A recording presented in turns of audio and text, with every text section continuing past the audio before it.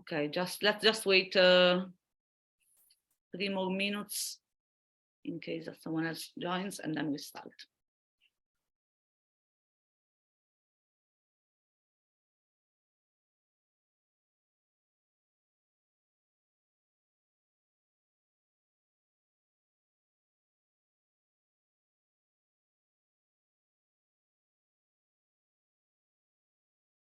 Stefano, credo che sia il tuo audio perché mi sembra che gli altri sentano.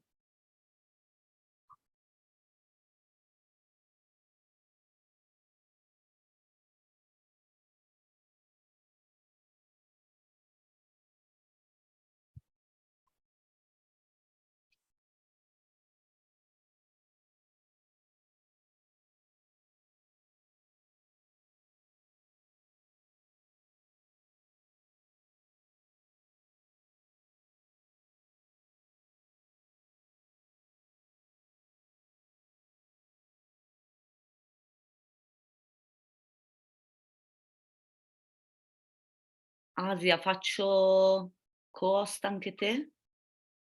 Tu puoi registrare la versione in inglese, per piacere? Allora, io non so se mi si sente. Sì. Posso provare, il mio problema è che devo andare via alle 7, quindi non credo abbia molto senso se c'è qualcuno che rimane. Ok, va bene.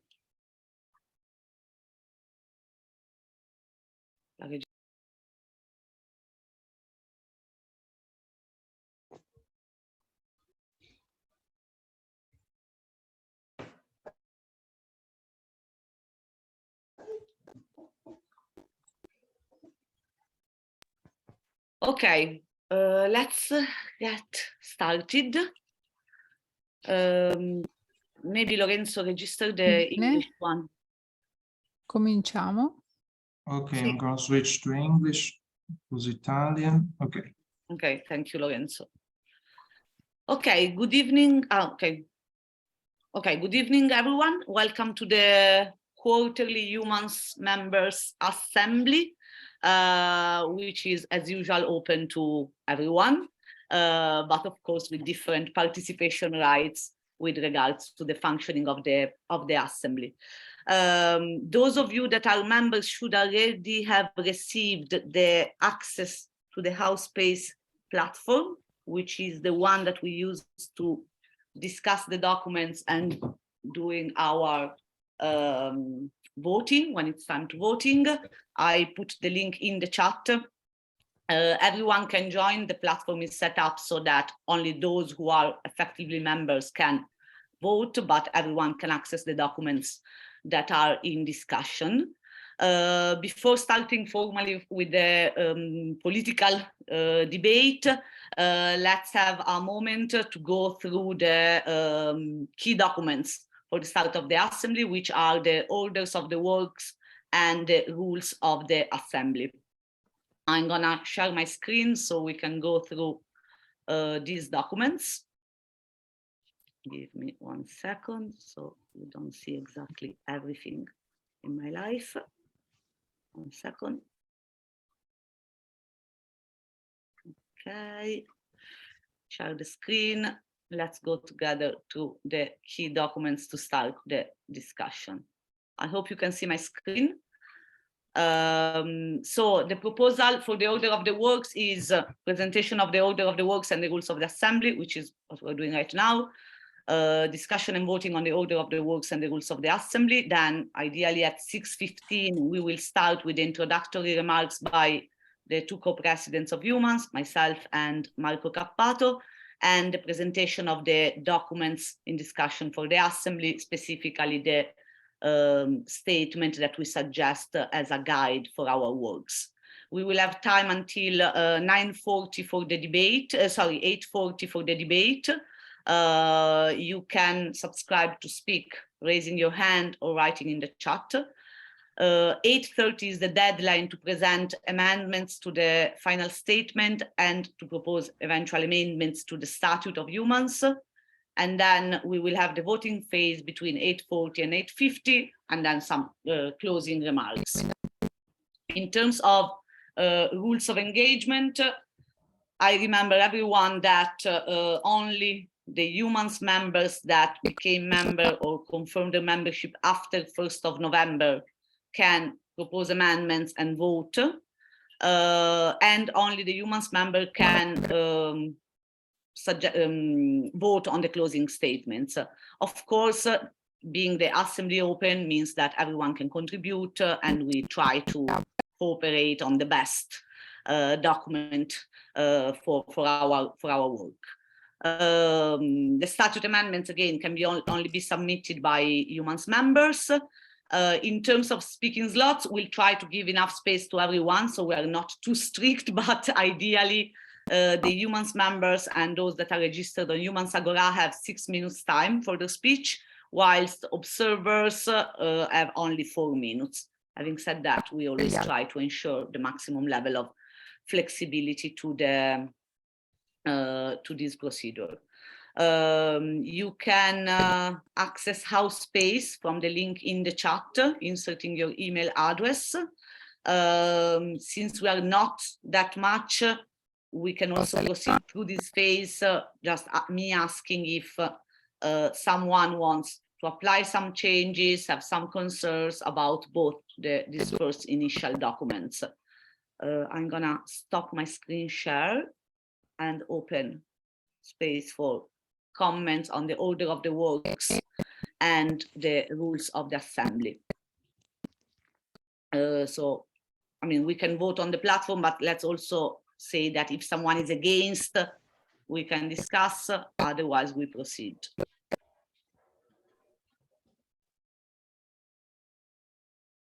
Some moments of reflection. Your face seems encouraging.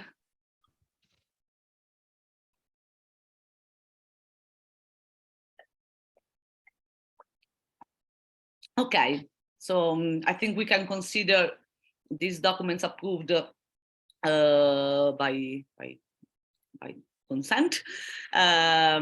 So let's start our works with my introductory remarks.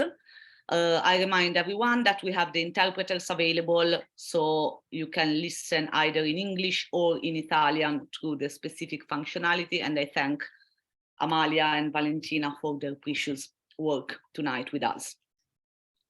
Let's start. Paola, Lorenzo, if you can keep an eye on the waiting room so that we don't miss anyone in this phase. And I will start with my introduction to our works. Dear all, welcome to the EUMANS Quarterly Members Assembly. Let me start with a short quotation from a letter that I found today while finalizing the move out from SECO, the Salon of European Civic Organizations near the European Parliament, that was the EUMANS office since December 2019. We agree with the issue that you raise, in particular the awareness about the existence of the European Citizens Initiative in the European public sphere is of crucial importance for the long-term success of this instrument. Indeed, we have an exceptional obligation to protect our democracies from the impacts of the pandemic. This includes, at the European level, the need to promote this unique instrument for the participation of the EU citizens in the democratic life of the European Union. These are the words that the former president of the European Parliament, David Maria Sassoli, addressed to me and consequently to EUMANS on the 15th of April 2021, as a reply to one of the open letters we wrote to demand equal dignity for participatory democracy in 2021. At that time, we were launching as EUMANS the first EU Sign Day, an occasion to connect and coordinate different committees of promoters of European citizen initiatives to demand more information, more awareness, more impact, and more debate around European citizen initiatives. In that moment, we had ongoing our very own StopGlobalWarming.eu carbon pricing European citizen initiative, and we crossed paths with a lot of other initiatives, in particular Voters Without Borders European Citizen Initiative and the Unconditional Basic Income European Citizen Initiative, and many others. We shared one view. if we put together all the European citizen initiative, you basically have a design on what a socially and economically sustainable European Union could look like, a European Union that takes into account fundamental rights and individual freedom. Time has passed, President Sassoli died, and if you read at the so-called Qatar Gate, it might seem that European democracy doesn't feel very well. However, just last week, another European citizen initiative reached its 1 million signature. It's the third one this year with Save the Bees and End the Cage. And yesterday, the European Parliament and the Council reached a political agreement on starting a trial application period of a carbon border adjustment mechanism, a tool to put a fair price on carbon emitted for production of goods entering the EU, and the first step towards a global carbon price, which is one of the main requests of EUMANS. Just 2 weeks ago, we were present with the coalition Citizens Take Over Europe among the attendees of the feedback event of the Conference on the Future of Europe, where 450 citizens that were before sortition in the citizens panels created for this Conference on the Future of Europe met the representatives of the 3 EU institutions for an exchange on the 49 recommendation of the Conference on the Future of Europe. As all of you know, increasing the impact of democratic participation, and in particular of direct and deliberative instruments, is at the core of our mission at EUMANS as a movement of popular and non-violent initiative. Using and strengthening the instruments of the European Citizen Initiative was at the core of our beginning as a movement. It allowed us to expand our network, to connect with other organizations and individual citizens across the EU, and to hold with more credibility our first Congress in Warsaw this year, in the middle of the beginning of the war of aggression against Ukraine. The title of that Congress was the Open Congress of Citizens for Sustainable Peace, Freedom and Democracy. This assembly tonight is the one that determines how we prepare our next Congress. We already deliberated in the last assembly that Poland will again be our destination for the same reasons of last year, the centrality of the rule of law and the fundamental rights issues. The destination that we suggest for this year is in Poland, but it's Gdańsk. And the date that we're aiming for is the last weekend of March, 23, 26th of March. We are already trying to combine this Congress with a transnational European Assembly organized by our partners of European Alternatives and Citizens Take Over Europe on gender issues. And we can leverage the important work done for the first Congress.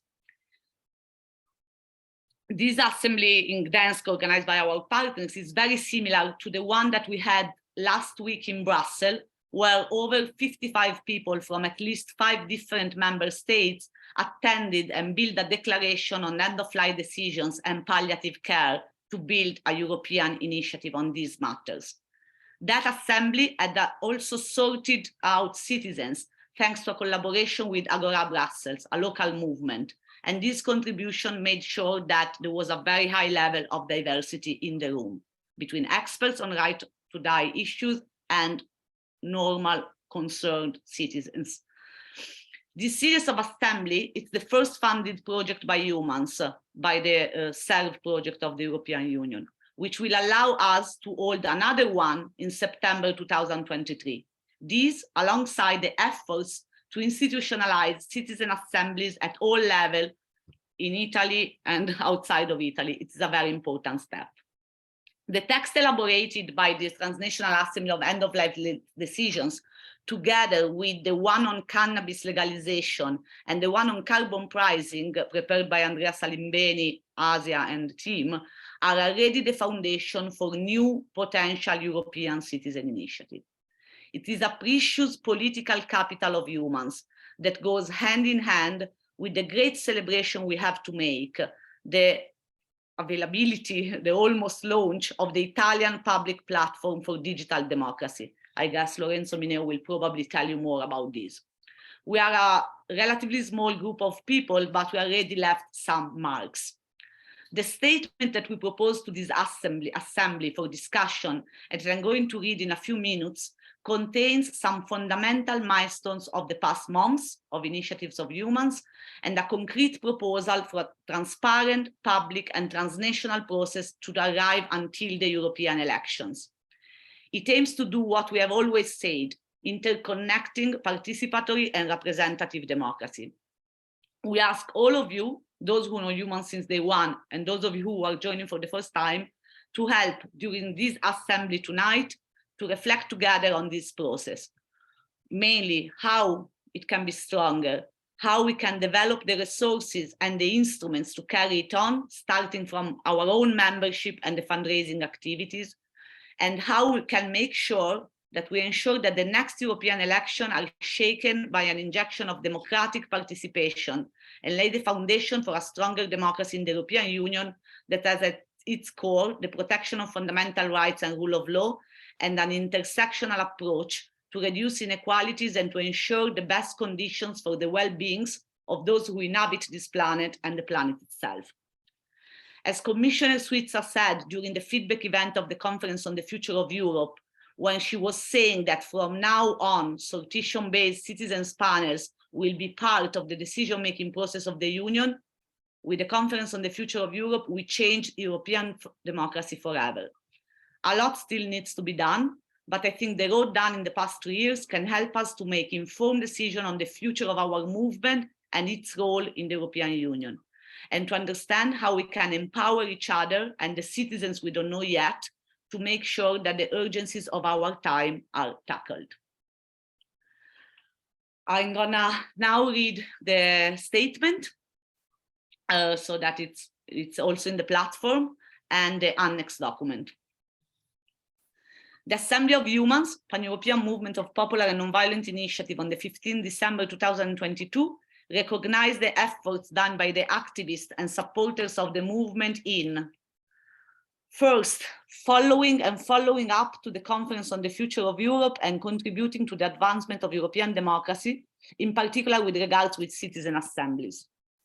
Bringing the topic of end-of-life decisions and palliative care, recommendation number 24 of the Conference on the Future of Europe, and the historical struggle of the EUMANS co-president Marco Cappato to the European level, self-organizing the first transnational European Assembly in Brussels on the 6th of December as part of the T project co-funded by the European Union.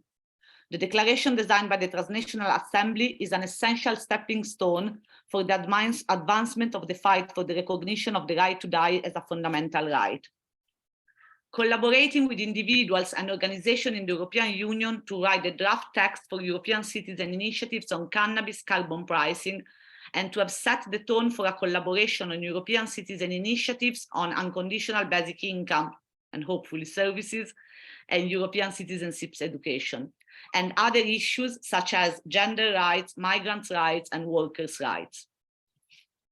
Having scaled up the initiative for the advancement of digital democracy in the European Union with the organization of the event Digital Democracy is a Human Right, the creation of the first EUMANS groups, Referendum and Democracy, which is already founded, and the preparation of the group on sustainability around the proposal for a global carbon pricing.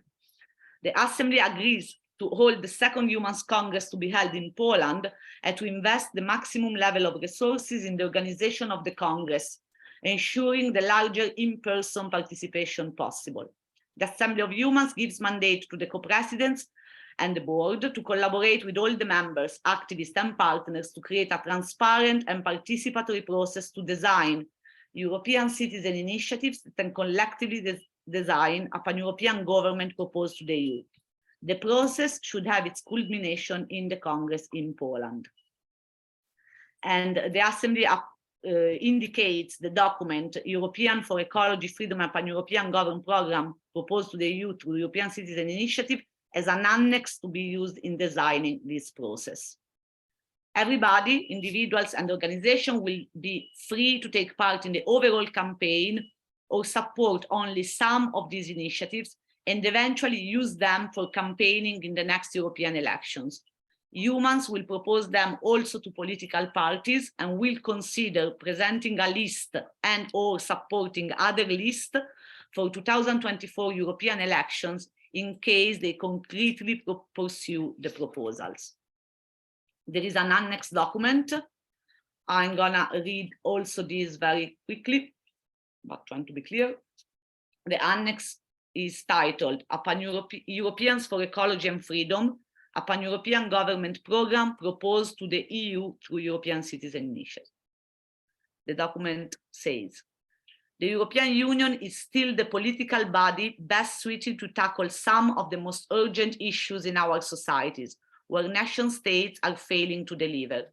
Next EU Parliament, 2024-2029, should become the main force to address climate change, civil and social rights and freedoms, and democracy itself. European elections, usually hijacked by national politics, should become the occasion for a debate on a pan-European government proposal, mainly to be presented to the institutional mechanism of European Citizen Initiative. The proposals should be prepared through a consultation process to be ended in spring 2023 at the second EUMANS Congress in Gdańsk, Poland. Here are some ideas that could be at the heart of a new European citizen initiatives or other types of pan-European campaign. 1. Climate change, phasing out fossil fuels through carbon pricing and social compensation. Stopping EU mandatory criminalization on cannabis. Inserting safe abortion in the European Charter of Fundamental Human Rights. Inserting legal euthanasia in the European Charter of Fundamental Rights. Creating a EU mechanism for asylum seekers and migrants. Establishing universal basic services and income in the European Union.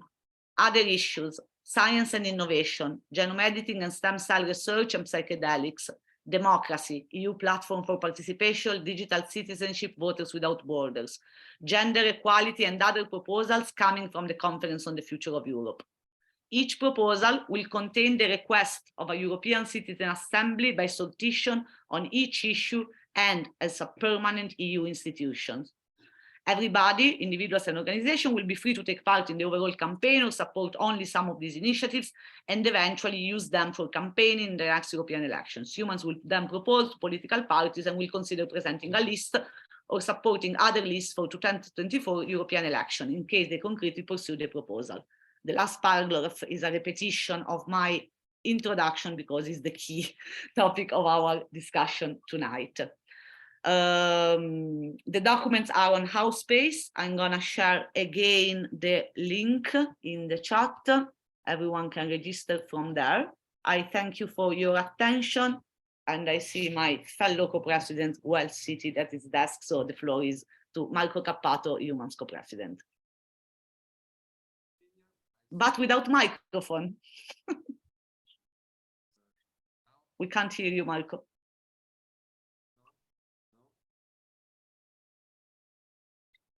Not working? Now it is.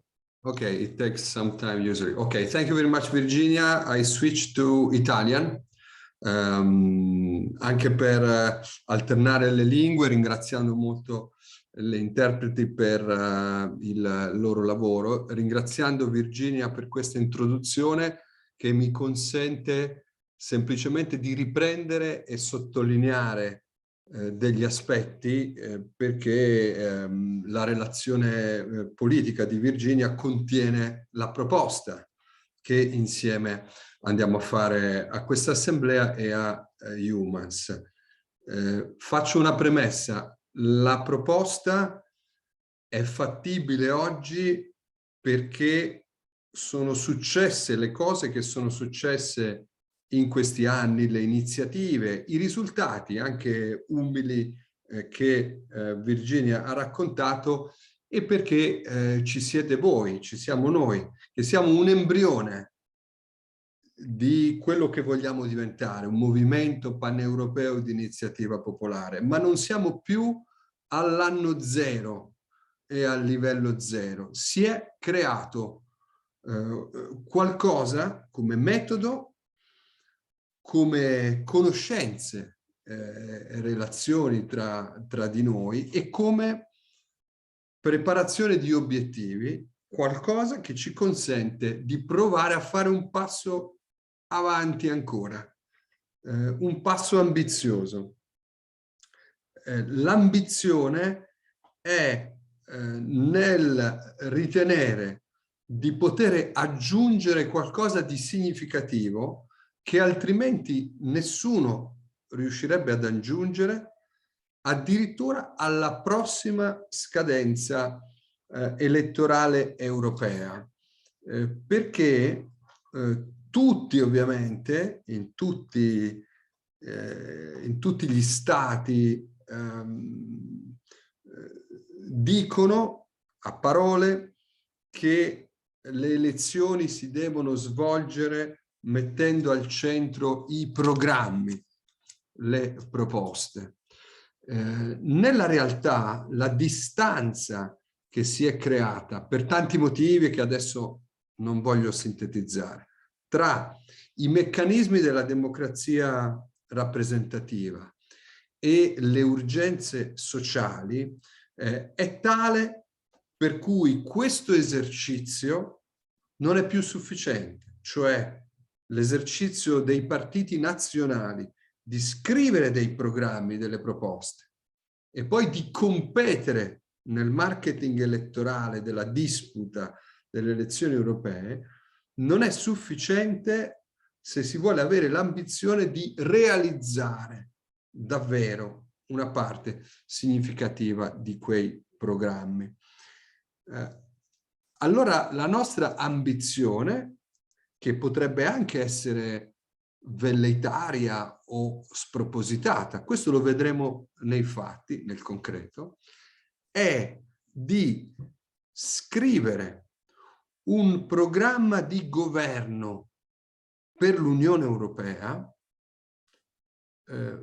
farlo coinvolgendo al massimo livello possibile i cittadini e poi offrirlo in modo pienamente trasversale e aperto all'appuntamento e ai protagonisti dell'appuntamento delle elezioni europee.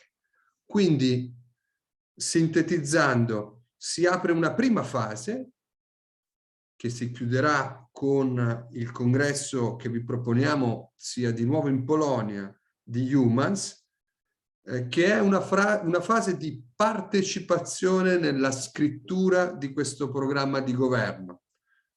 Abbiamo scritto delle cose nel documento allegato, ma che non sono ovviamente scritte nella pietra, definitive o esaustive. Si possono cambiare e se ne possono aggiungere altre. Quindi questa è esattamente la fase che vogliamo aprire oggi con questa assemblea e andare a chiudere con il congresso in Polonia, ovviamente anche con altre organizzazioni che decideranno di farne parte e di partecipare. Poi si aprirà una ulteriore fase di ricerca di sottoscrizioni, di adesioni nei singoli paesi, nei singoli stati nazionali, ma a livello appunto paneuropeo per quanto ci riguarda, cioè andando a parlare non ai cittadini italiani, tedeschi, francesi, ma europei, alle cittadine e ai cittadini europei, e poi arriveremo a comprendere, avvicinandosi le elezioni europee, se quel progetto può trasformarsi anche in proposta elettorale, che può voler dire tante cose. Può voler dire che un singolo candidato in un paese fa propri alcuni punti di quel progetto, oppure che una lista in un paese fa proprio tutto il progetto, oppure che un'organizzazione europea, un partito europeo fa propria una parte di quel progetto. Può anche voler dire che in un paese, se se ne ha la forza, quel progetto si trasforma direttamente in una proposta elettorale. Sarebbe presto per, ovviamente, per decidere, per prendere adesso una decisione del genere. EUMANS è un soggetto nato in Italia e un livello di riconoscibilità nell'opinione pubblica non tanto di EUMANS, ma un po' di noi che lo animiamo, lo raggiungiamo per il momento solo in Italia. Questo non significa che non ci possano essere altre situazioni nazionali dove magari grazie a altre organizzazioni questo progetto non possa trasformarsi anche in un progetto elettorale. Per quanto riguarda l'Italia sarà molto importante un appuntamento a fine gennaio che abbiamo intenzione di promuovere proprio per presentare questo progetto in vista del congresso di diciamo della Polonia. Danzica è il nostro obiettivo e quindi quella potrebbe essere la città. Naturalmente i temi da selezionare sono importanti. Credo che le parole che potrebbero anche trasformarsi nel nome di questo pacchetto di governo siano ovviamente l'Europa per, non l'Europa fine a se stessa, l'Europa come strumento per creare che cosa? Intanto per affrontare la crisi climatica, intanto per espandere in una dimensione europea i diritti civili fondamentali, intanto per espandere in una dimensione europea i diritti sociali e anche i diritti legati alla libera circolazione delle persone. E la democrazia, ovviamente. L'Europa come terreno d'occasione per innovare il processo democratico, evitando che quello che di buono e di utile è venuto fuori dalla conferenza sul futuro dell'Europa, anche nel metodo, le assemblee dei cittadini e delle cittadine estratte a sorte come innovazione, che però sistematicamente potrebbe riguardare i grandi temi che si vogliono portare all'attenzione dell'Unione Europea, quindi l'ecologia, le libertà, la democrazia come pilastri fondamentali di questo pacchetto, di questo progetto, su quale poi dovremo misurarci ciascuno di noi, no? dal coinvolgimento che si può realizzare nel proprio piccolo comune il premio Nobel che si può coinvolgere, la grande personalità che si può coinvolgere, sapendo che noi oggi non abbiamo una forza della quale disporre, siamo alcune decine di iscritti, di presenti qui, ma nella convinzione che questa idea, cioè la partecipazione paneuropea per affrontare le grandi sfide del nostro tempo, sia un'idea che può trainare, generare molta forza. E quindi se noi saremo in grado di investire energie in questo progetto potrà crescere molto oltre i contatti, la forza, la rete dalla quale partiamo, che però, lo ripeto, perché è la parte anche molto importante della relazione di Virginia, non è una idea questa appesa al nulla, è un'idea che ci permettiamo di osare, perché nel frattempo, in questi 3 anni, 2 anni, con molta difficoltà e con molta fatica, ma un embrione di quest'idea di movimento paneuropeo è certamente nato e ha iniziato a fare vedere quali connessioni si possono creare e quali frutti si possono portare in dote per la qualità della vita delle cittadine e dei cittadini e anche delle istituzioni e della democrazia. Grazie. Thank you, Marco Cappato. We ensure diversity in our gender and in our languages, so double diversity for humans. Thanks, Marco Cappato, for these important introductory remarks. From now on, the floor is open for members and not members for their comments, intervention speeches. I want to remind all of us that there are 2 rules in the Humans Assembly. One is that there is no stupid comment. So everything that you want to say, it's important for the collective intelligence. And the other one is to try not to say, I'm sorry, when we say things. So these are the 2 essential rules.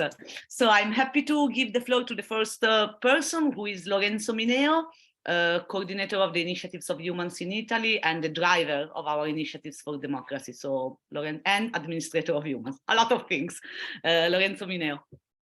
Yeah, thank you, Virginia. I'm gonna speak in English.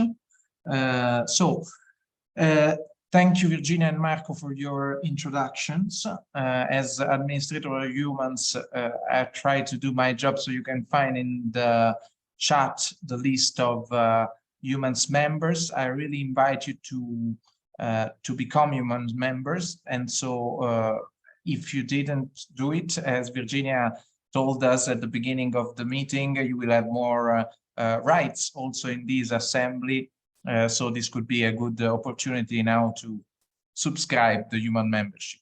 So apart from that, some political consideration to what was said. We always insist on the importance of this bottom-up method for the building of reforms in Europe.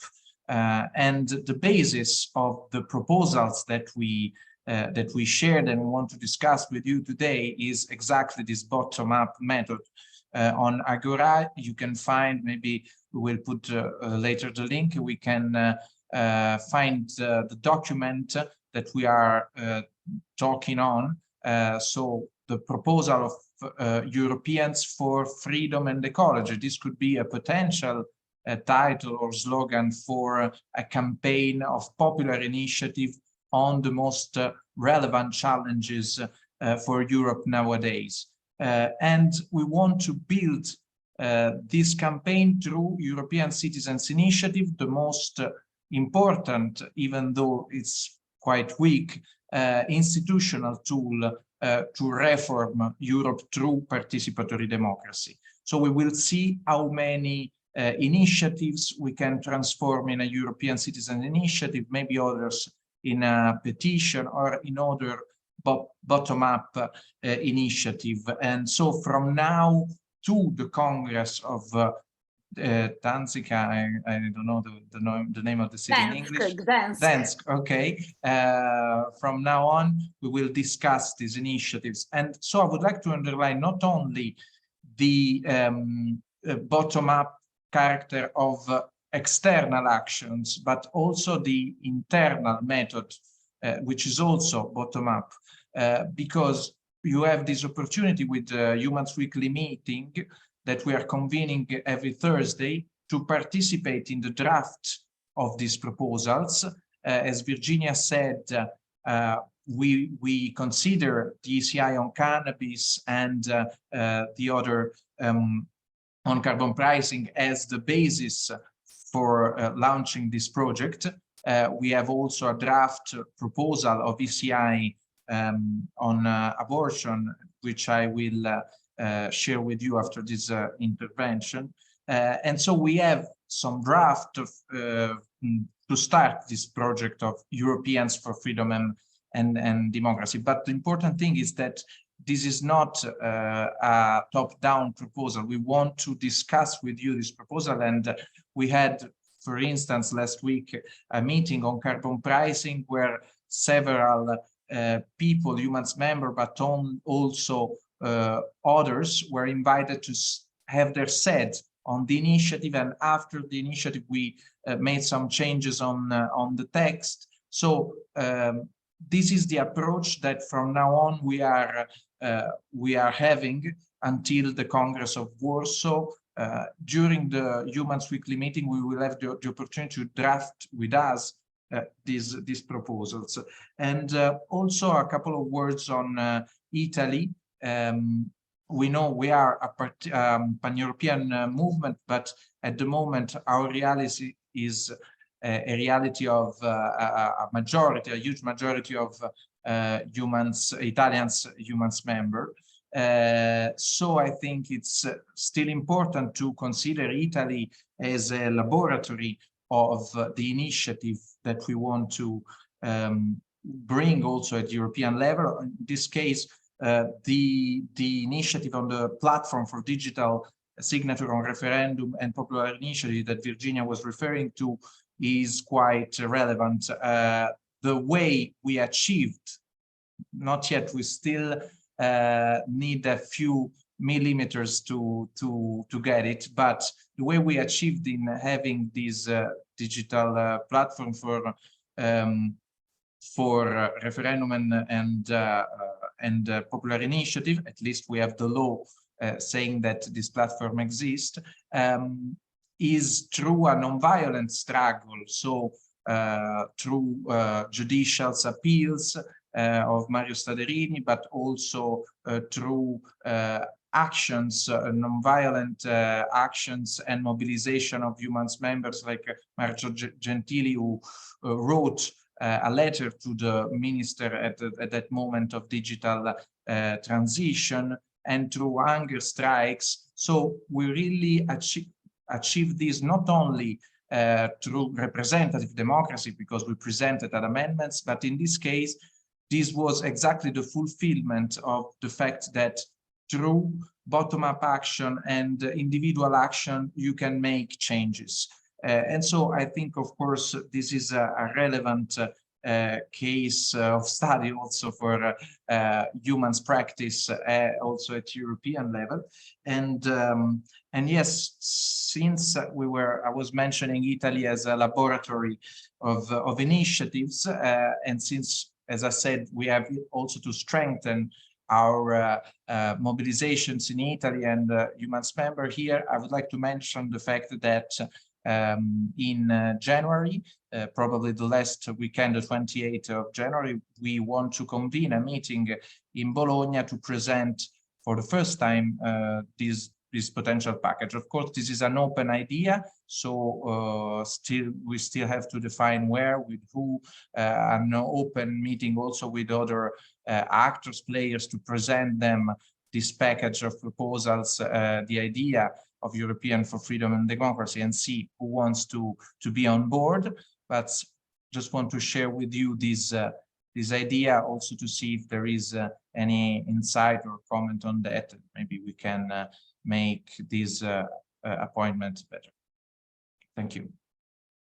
Thank you, Lorenzo Mineo, for your intervention and also for integrating what was left out of the introductory remarks, in particular the synergy of tools of actions that we used for the digital democracy bit, which is more than a bit. Thank you, Lorenzo Mineo. So the floor is open. You can raise your hand or you can write in the chat. As I said, no comment is useless. Every comment is helpful. I also see, I'm very happy to have with us Klaus Sambor and Valeria Korosek, which are part of the Unconditional Basic Income European Citizen Initiative Network. We had a lot of meetings, collaborations, and participation, and I invite also them to raise their hand if they want to say something on the collaboration that we had so far, but also on the specific project that we are discussing that I tell to the EUMANS.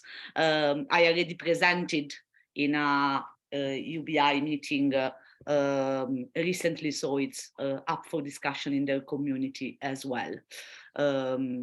Actually, the Unconditional Basic Income ECI already did 2 European Citizen Initiative, but as we say in Italian, the duration is the shape of things. I don't know if it's the exact translation, so I really appreciate to have this long standing activist for this initiative with us tonight. Antonino Curcio, that if I remember correctly, is also the promoter of the referendum on Hunt in Italy that was held, tried to collect the signatures in the summer 2021. Antonino, the floor is yours, and I hope you are the right Antonino.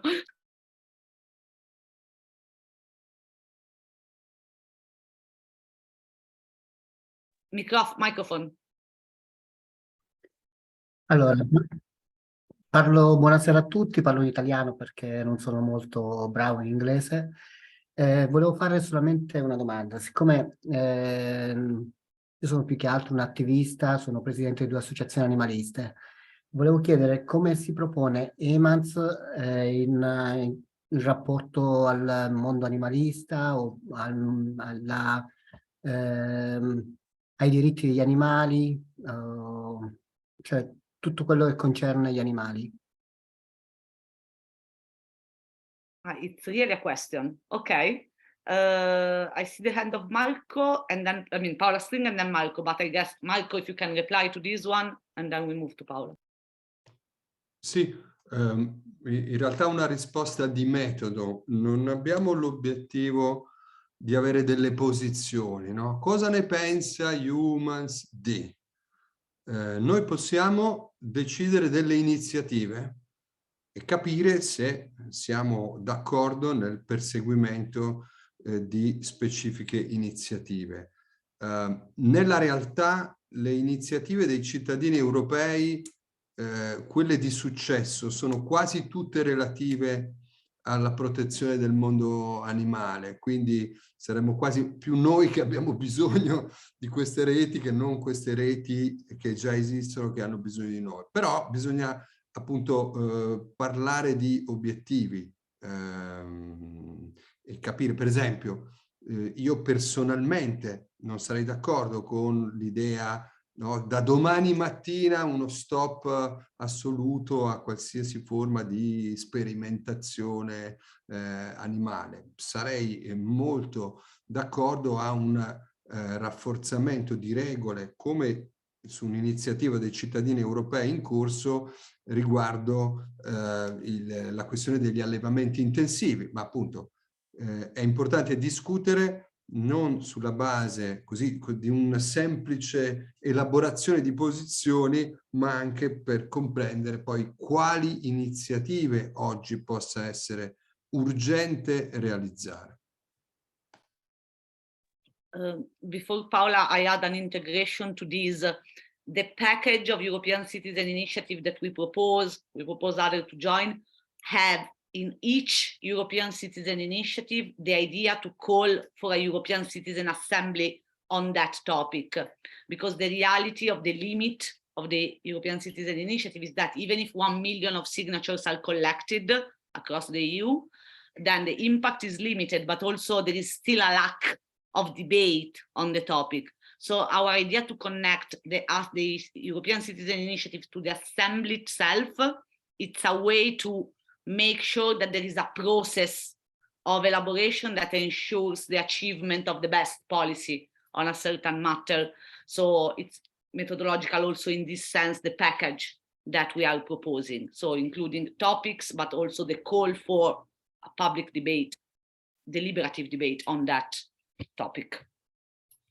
If Antonino wants to speak again, we can add you again to the list of speakers.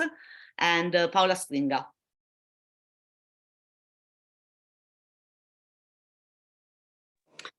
Peraltro, chiudendo questo argomento, mi fa pensare che la caccia è uno di quegli argomenti dove le persone vanno all'estero, anche lì per cercare di abbattere o prelevare dei capi che in Italia sono protetti. Quindi mi è venuto questo collegamento.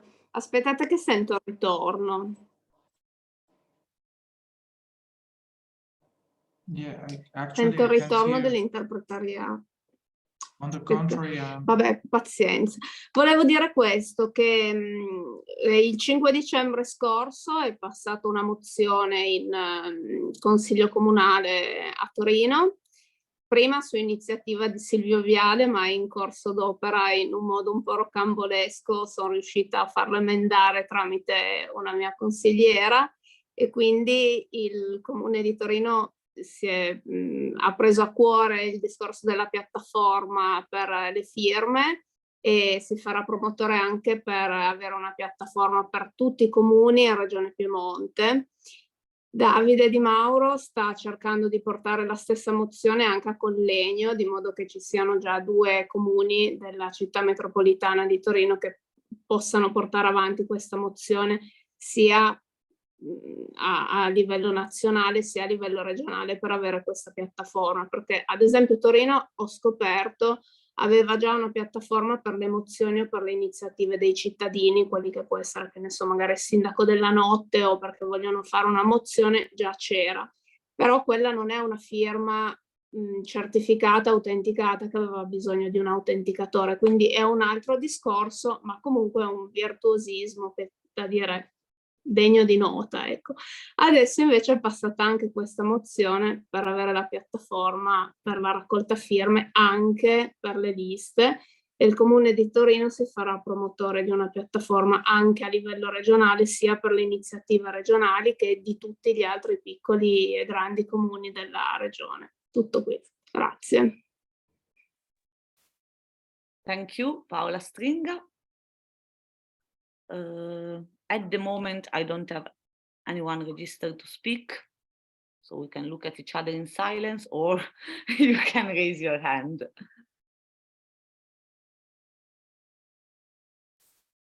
And of course, I don't want to throw Klaus and Valeria under the bus, as it said, but you're more than welcome to speak as our guest.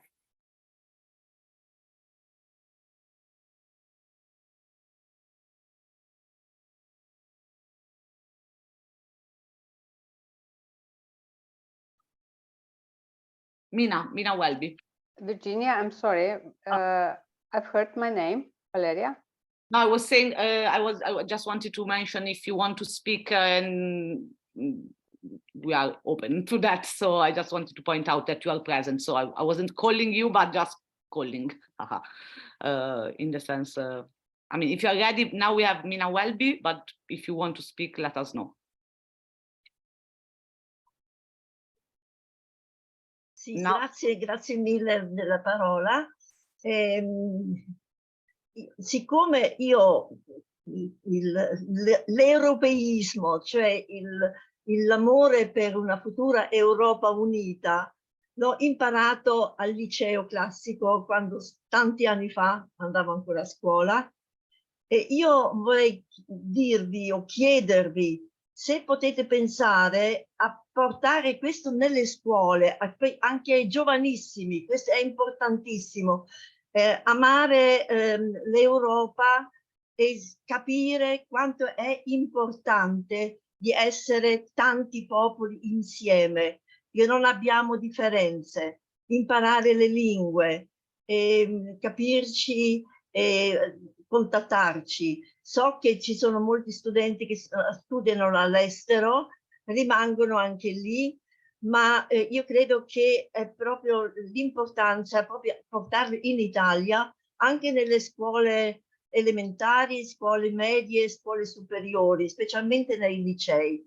Io vi ringrazio tantissimo perché sono veramente animata e molto felice di stare con voi, anche se ho molti anni, ma do quello che posso. Grazie. Thank you, Mina Welby. I remind to those of us that are speaking that Mina, as Marco always remind us, she's a civil disobedient for right to die decisions, and she's an example of activism and action and politics and a lot of other things. So thanks, Mina, for your intervention. I get the opportunity to mention that among the organizations that might want to be part of this project, there is also the ECIT Foundation. They ran 2 years ago the European Citizen Initiative Voters Without Borders, and they are currently working on the text of a European Citizen Initiative, in particular on European citizenship education in primary schools. So they might join our project in this vision and capacity. So basically we already done what you did, we should do. But it's part of the organizations that might be interested in this type of project. So covered. Thanks, Mina, for your speech. Marco Perduca.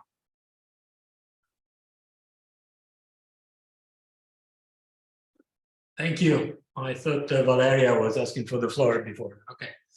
Good evening, everybody from all over the world. Apologies for the non-Italian intervention.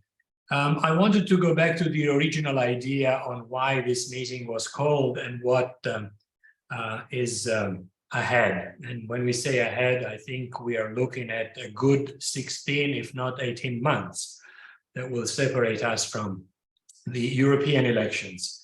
I had a long chat today with a group that last week during the event that Science for Democracy and Humans held in Brussels was having a 2-hour hearing on mental health and psychedelics at the European Parliament.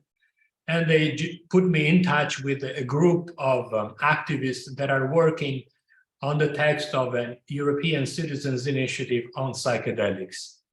So I think they have a deadline to close the text between now and the end of the year.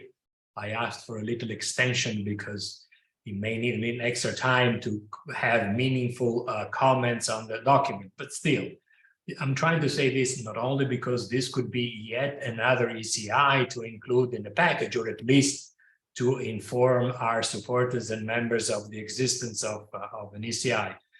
But we need, and our friend before that spoke about animal rights and veganism, or we've been in touch last year when they were collecting the signatures to abolish hunting in Italy using the same platform that Associazione Luca Coscioni used to legalize euthanasia and cannabis. So, and I'm vegan, so I couldn't agree more with their support ideas. As Marco said, it's not a matter of having a position.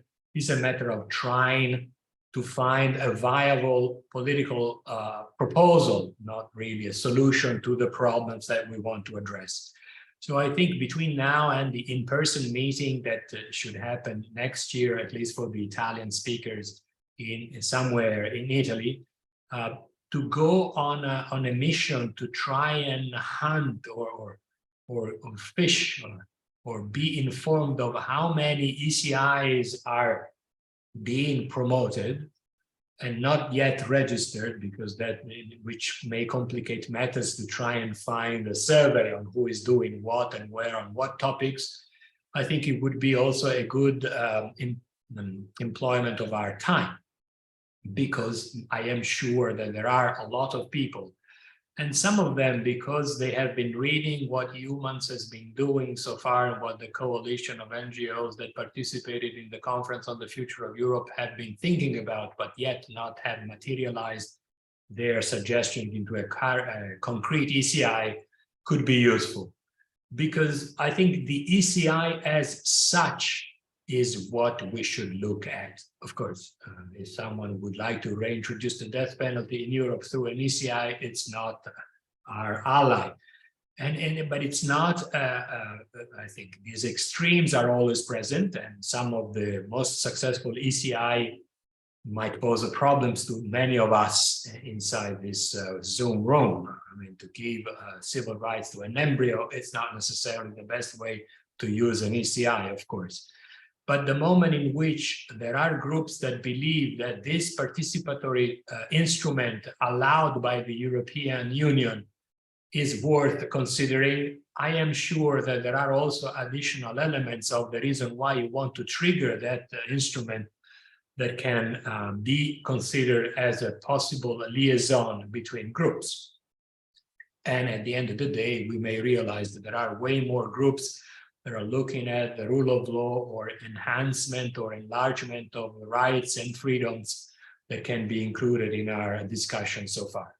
We had this similar debate at the European Institute in Fiesole a month or so, and I think we have to cherish all the participatory or the instruments that the EU allows us for the sake of putting them to the test.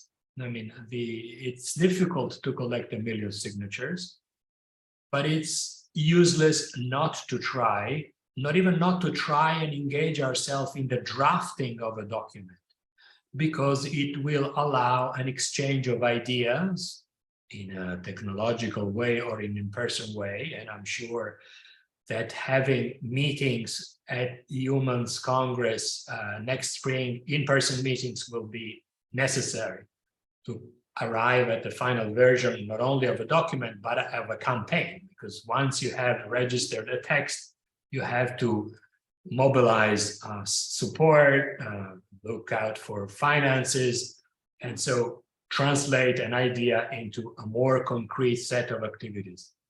But this is, I think, the only thing we have today being, so to speak, new on this European scenario, but certainly with ideas and ready to establish connection with people that may be doing the same thing only at the national level or with different kinds of constituencies behind them.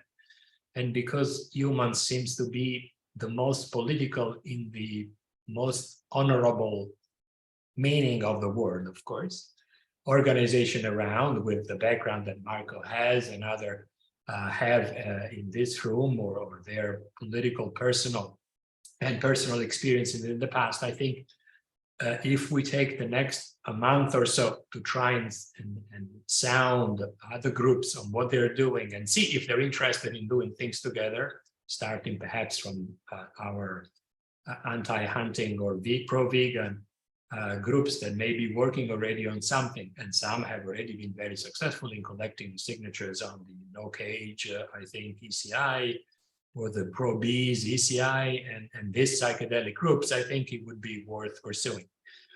I think other issues that may not be translatable into an ECI, but still be part and parcel of a project or program to govern Europe would be also what, and we should keep it in our mind, that we're only at the beginning of a huge scandal that may rock the EU institutions for the next weeks, is certainly transparency and accountability. There are a lot of wonderful proposals to promote reforms on the register for transparency, how elected officials or institutions interact with so-called interest groups or lobbying, provided that this current scandal is not of lobbying, it's of government side, if from what we know so far. Qatar and Morocco are two governments, they're not a multinational corporation. So there are a variety of extra issues that may be ICable, if the word, the verb exists, or we can coin a new one. So it's good to have this discussion today. It's not going to be the last, but I think we need to assign some homework or assignments here and there to come up with a longer list of groups, of activities, and possibly also ideas, being this one of securing what the good lobby and Berto Alemanno are promoting, suggestions at the heart of our work, because I think there are some interesting ideas, knowing that perhaps corruption is not necessarily the most potent and violent attack of European democracy. There are more complicated things, I think, that need to be taken into consideration. Thank you. I will continue to follow this one on my way back home, because I'm under medical scrutiny, so I need to get a shot in an hour. Goodbye.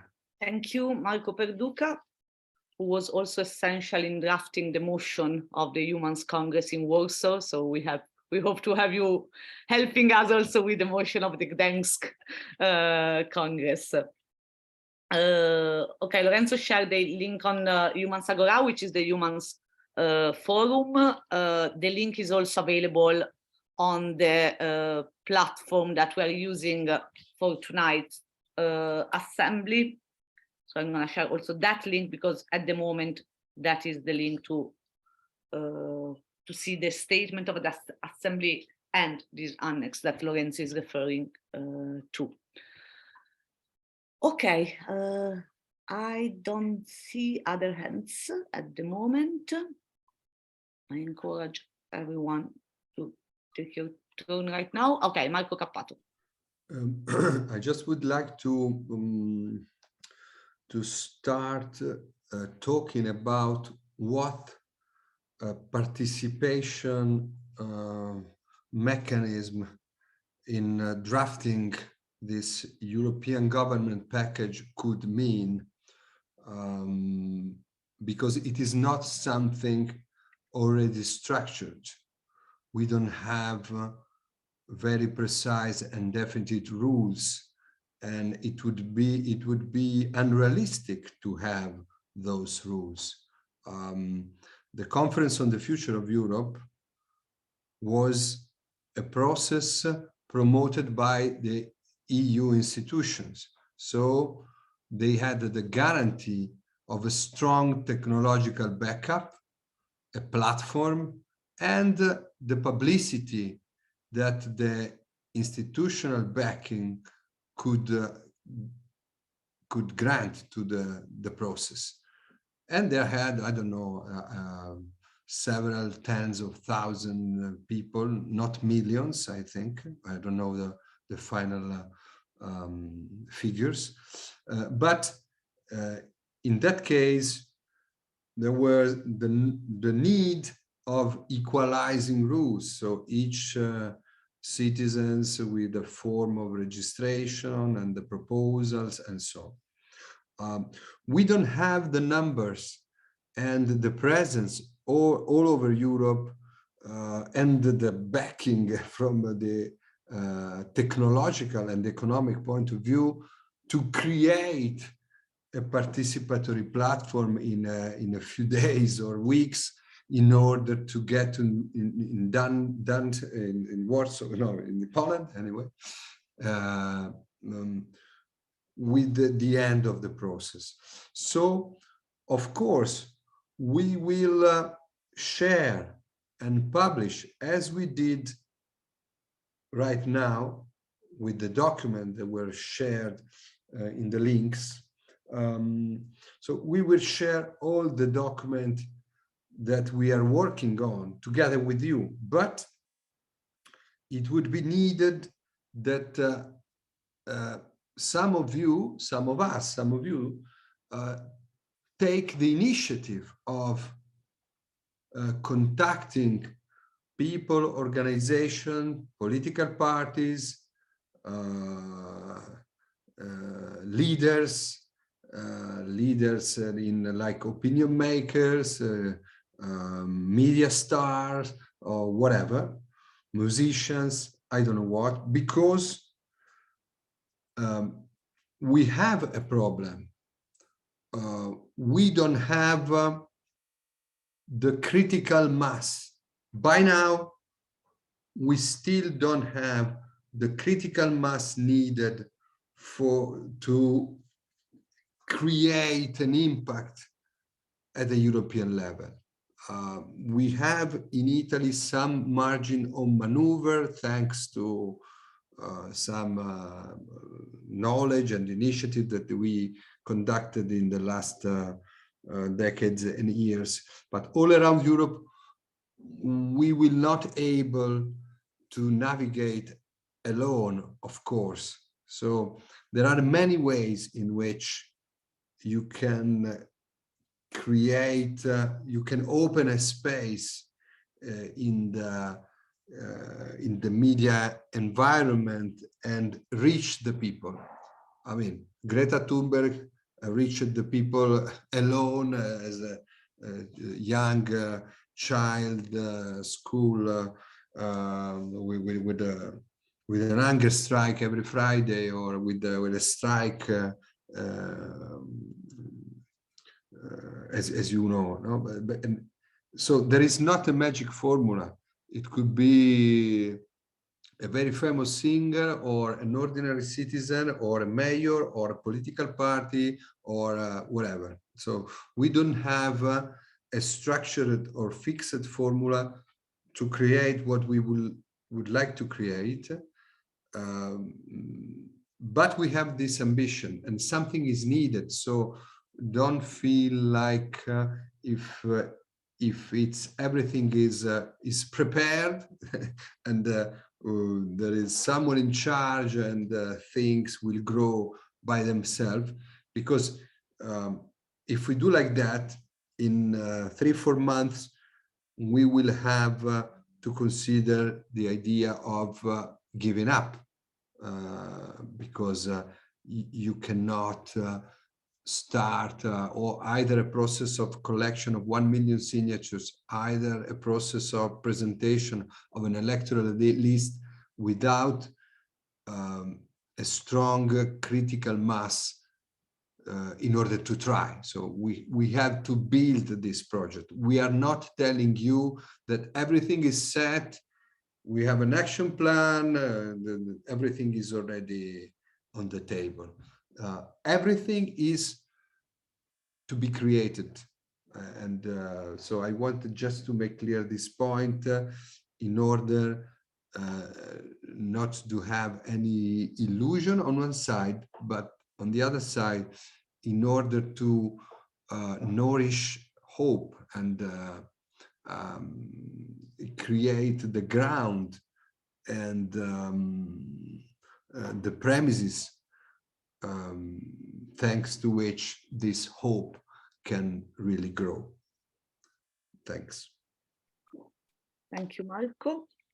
I encourage to raise your hands and write in the chat if you want to speak. In the meantime, I put in the chat the numbers of the people that registered on the Conference on the Future of Europe digital platform. I'm happy to tell you that the number of people that registered on that, 53,637, is less than the signatures that we collected on the carbon pricing European Citizen Initiative. You are so competitive, Virginia. No, of course, they want 1 million of signatures from us, and then the numbers are lower than an unsuccessful European Citizen Initiative, which is food for thought and for democracy.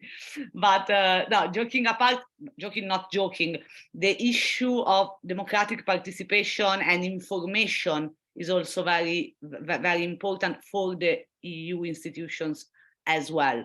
So, of course, the European Parliament is starting to deploy its strategy to invite people to go and vote for the elections. It's going to be presented in May, between May and June next year. I guess the scandal will not help to increase the trust of European citizens. That's why maybe civic-led processes can also be important in this phase. I don't see any hands, but I see a lot of people with a lot of interesting things to say. So raise your hand if you want to speak. Okay, Valeria Korzek, she will correct me in the way how I pronounce her surname, from the UBI network. Yes, hello. I would just like to say hello and very happy to be here.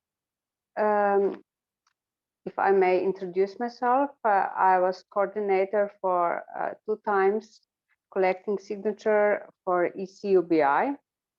I'm also the author of the first and only UB proposal in Slovenia. And I am very interested in your initiative. As you may have seen on my picture, we are behind any policy that gives people freedom to choose for themselves. And I believe almost all of your suggestions go in that direction. So I actually believe that in Slovenia, different groups could cooperate and be behind this agenda. So I'm looking forward to see what happens next, and I hope we in Slovenia can join. Thank you.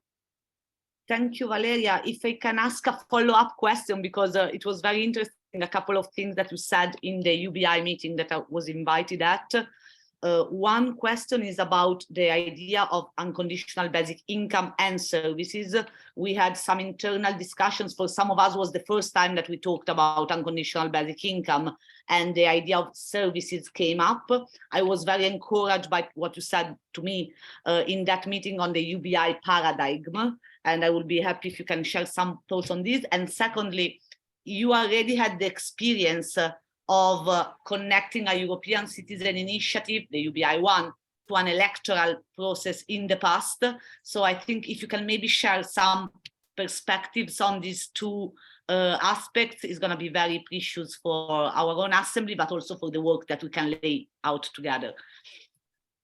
Okay, first of all, I would say something about universal basic paradigm.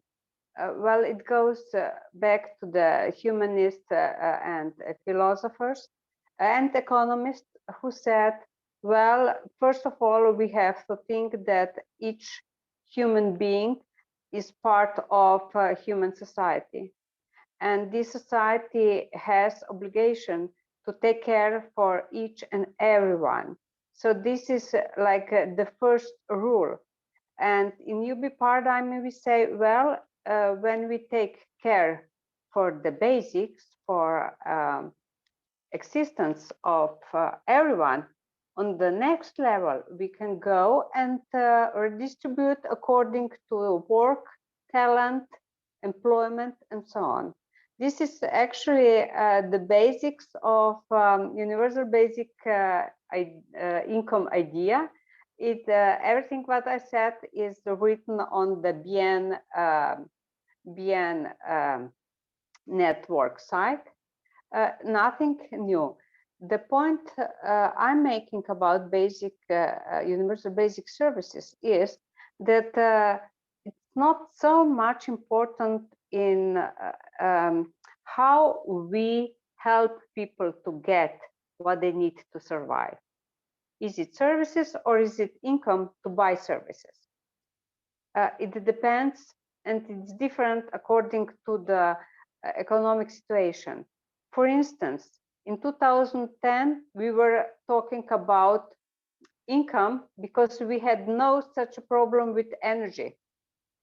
In 2022, we are saying, well, we should give people electricity. And even more so because hydroelectricity, it's like our energy. It's not some capital investment. That's the first. That's something about the universal basic services, but also because in Slovenia we have universal healthcare. Still, yet we are fighting to keep it, and we have universal free education all to the university.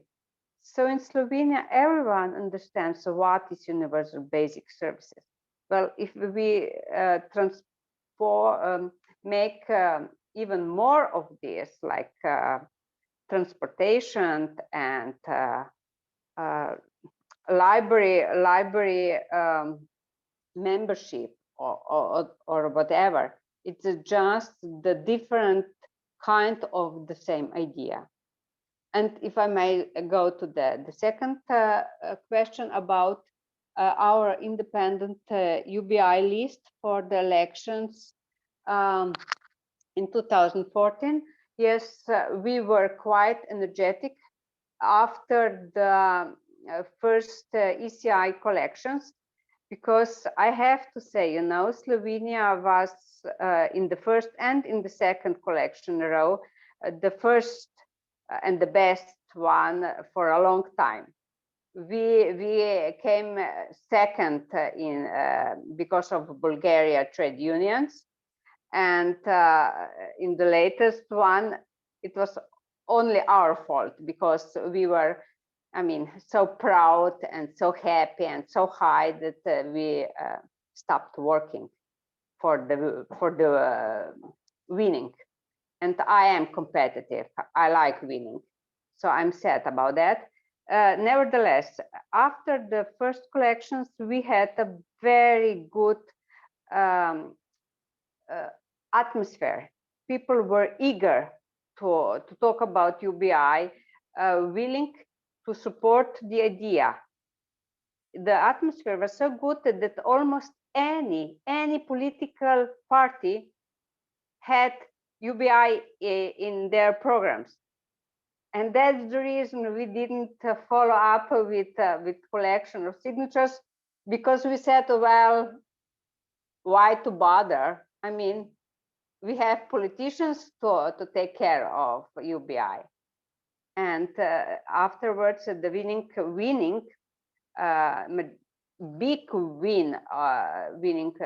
political party was for basic income. They had one conference, they had second conference. And after that, everything disappeared. So that's why I believe that the real advocates, the real activists have to pursue that until the law is done. Thank you. Thank you, Valeria. I also want to mention one thing after Valeria's intervention, which is that one thing, probably I am the one that is, yeah, I see you, Klaus. One thing that I'm noticing being the bridge of humans across Europe is that it's fascinating how things that we say during our meetings, in our idea when we launch the project as a group of Italians, happens in different parts of Europe. And I think the challenge is to make this connection visible. One thing that Valeria said in the UBI meeting was that it is the initiative and it's doing initiative that builds movements. And this is a characteristic that we try to have, like we don't make statements, but we try to do small actions that build our movement. So before giving the floor to Klaus, I want to show you one thing that I received today in my inbox. So this is a letter from the Petty Committee of the European Parliament, the Petition Committee, and it's a reply to our You Can Do It petition on the COVID-19 measures that we suggested back in 2020. I show you this, it's 12 pages for 3 reasons. The first one is, if anyone wants to help me to read the official replies of the institutions to our demands on a socially and economically and environmentally sustainable management of the COVID-19 measures. But the second reason why I show it to you is because it's true that the instruments that are available at the EU level are weak and might lack of impact, but at least they don't lack reaction. So every single action that is brought up to the EU institutions have at least the dignity of a reply, which is, for example, what doesn't happen in Italy. It didn't happen with the Bill of Popular Initiative. There is no binding mechanism to discuss that. And to a certain extent, it didn't happen with the referendum campaign, the collection of signatures that we did when a politicized decision of the Constitutional Court didn't allow to hold the referendum for which 2 million signatures were collected, the euthanasia one and the cannabis one. So I think this little dossier is a proof that what we do is not useless. We need more iterations on things, but it's important to remember this aspect. I now give the floor to Klaus Sambol, a EUMANS member and coordinator of the Unconditional Basic Income European Citizen Initiative Network. Yes, thank you very much. I only want to mention that after our last meeting. Aspetta, Klaus, we had some sounds because I think you have 2 devices. So you have to reduce the volume on one of the 2. I try to stop my Let's try like this. You need to stop the speaker of your laptop.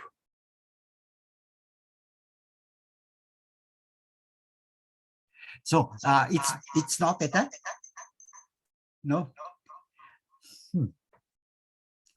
I think you have the phone and the computer, and one of the 2 should not have the sound at all, the volume. Let's be patient with Klaus. He's the most digital savvy. Okay, let's try now.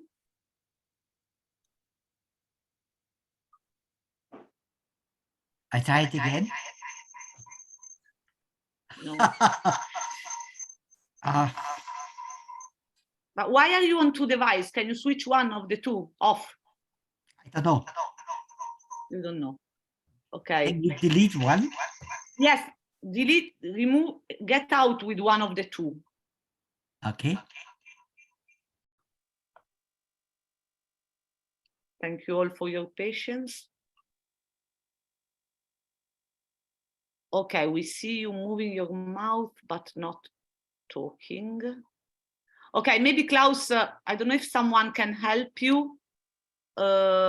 Let's see if we can give the floor to someone else in the meantime. And maybe, I don't know, Ali, if you have a Klaus number and you can help him over the phone.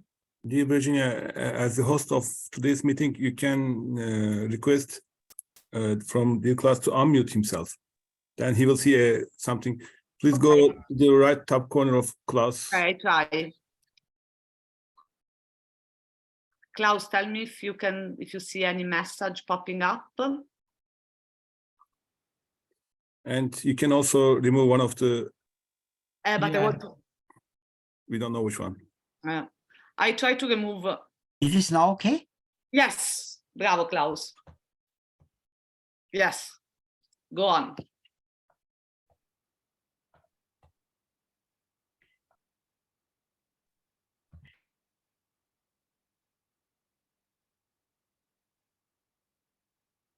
No, Klaus, we can't hear you. I'm sorry. It was okay for a moment and then it wasn't okay anymore. Dear Klaus, your both of your connections are muted. Okay, now it's okay. Please continue. Can you hear me now? Yes, yes, you can continue like this. Okay. So what I want to say is that we had some days ago an unconditional basic European initiative meeting with Virginia and Ali and with Valerie and so on. And we have discussed basics and also services. And we have on the next meeting of UBI, European Initiative, on the 4th of January, a next point that we will have an approved version where we combine what we have until now presented as basics for unconditional basic income with services and this one. So in this paper, we will take into account what we have previously discussed. And we hope that we are then much more in line with what Valerie and Ali and you and so on has discussed in our last meeting. So I'm very hopeful that this will be a good next meeting. Thank you very much. Thank you, Klaus. I'm very happy that our dialogue helps to contaminate our initiative. So thank you, Klaus Sambol, for this work. I don't see other hands at the moment. Okay, no, Andrea Salimbeni. Hi, everyone. I appreciate a lot the contribution of guys from Unconditional Basic Income because the experience is quite relevant. In particular, talking about the ECI, about carbon pricing, which is one of the targets for the next year campaign on ECI. I don't know if it is correct, but it seems that there is a strong difference between the complexity of what we propose and how simple are many ECI promoted so far. So I would ask the participants, which I know most of you is not a technician about climate, but it is not needed actually, to contribute on identifying a message which can be easily understood by citizens.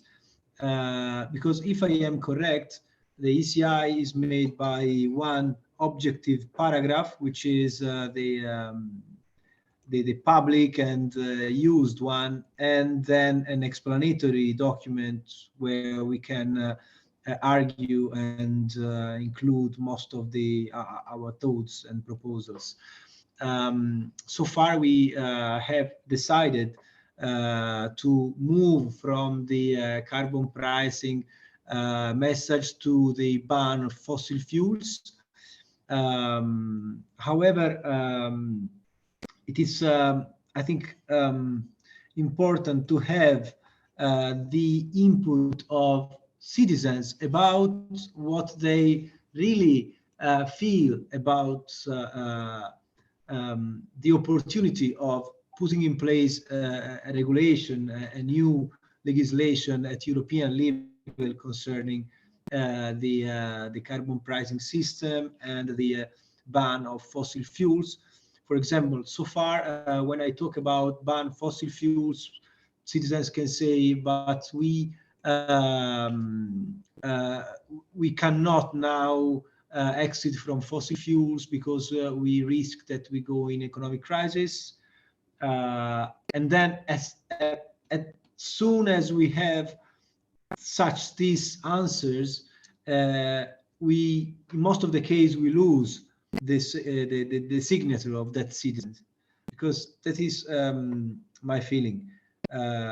Even if we can explain whatever we want, we must be aware that when a citizen, a person, asks something about the proposal, which is to his mind or her mind not useful today or risky, we can explain whatever we want, but in most of the cases we won't get the signature.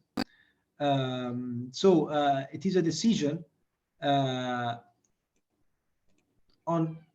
about what is the type of citizen we target. We target the citizens which are, I would say, more afraid about global warming, or the citizens which could be and are more interested in solving the economic crisis, or ensuring the how to say the life quality and the economic growth of their country, of their situation. It is a question for me that is unsolved. Should we target both? Should we target only one of these areas? Because it changes the message that we put in the title of our ECI, and it can change also the achievement or not of what we propose, so getting 1 million signatures. So apart from all the explanatory page that we can develop where we present the proposal, I think it is, my question is, what is better? Focusing on we use carbon price to reduce the tax burden and give salaries, lower salaries, less taxes, or we just want to stop fossil fuels. We just want Europe to do more for stopping global warming.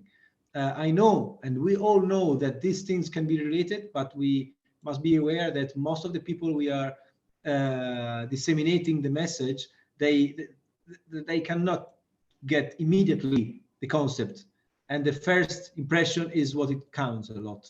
So it is, I think, relevant to focus on one of these targets. I don't know if I'm correct, but this is my thought. Thank you, Andrea. I'm not sure we can solve the issue on tonight. Maybe I can share a couple of things that come up very frequently in the debate among promoters of European citizen initiatives, or also those who make suggestions, which is that the stronger the title, the more antagonist it is somehow. Not do this, stop this, do this, the better it is for the numbers of the collection of signatures. I also want to highlight that one thing is the text, one thing is the political campaign around the topic, the type of interlocutions that can be activated, the type of discourse that can be done. So I think we should also consider having layers of action and learn from the experience of the previous ECI that we ran as well. So I think we should have a strategy that has the goal of trying really to get the 1 million signatures with simplicity and a clear message, but then there is the political efforts, the organizational networking that needs to be done. And probably we should also look at what we have done in the past and see what didn't work, what worked. I see the hand of Valeria, which is very precious because they already did 2 ECIs, so maybe also they have an evaluation on, they made evaluations on this. Valeria. Yes, thank you. Well, first of all, I would like to say that I believe that scaring people, it's not very useful. I mean, you are not making them active. You're just making them scared, like stop and whatever. So in both cases, our story was justice about everything, about the future, about future for the children, and that's our message. And someone today already said how damage is having too much of the story. For instance, talking about basic income in Slovenia, we really tried not to talk about how basic income will alleviate poverty or something like that, you know? I mean, this is already political, this is already economical issue, statistical issue, and it is not true. And we were against talking about false information. But let me say, in the second ECUBI, you know, because the content was already known, very well known to our activists and our supporters. So in the second ECUBI, we did a little bit of gamification. We were just competing. We wanted to be the first. So we were just saying, people, please sign. We want to be the first. And that's all. Thank you, Valeria.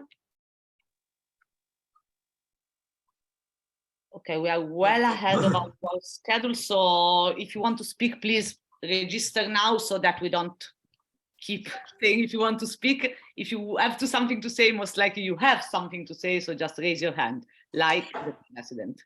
I just would like to, well, my personal answer to what the problem Andrea raised is that we cannot go into details in a way. The important thing is to underscore that any carbon pricing mechanism need a strong social compensation, because without a strong social compensation, it would become unbearable, democratically speaking, unbearable. So we would risk to lose consensus, as it is already the case sometime and somehow, as for the Gilets jaunes revolt, we risk to lose consensus on climate crisis priority. So I think we cannot be too specific, also because there could be differentiation, for example, in areas and regions that are heavily relying on fossil fuel industries, for example.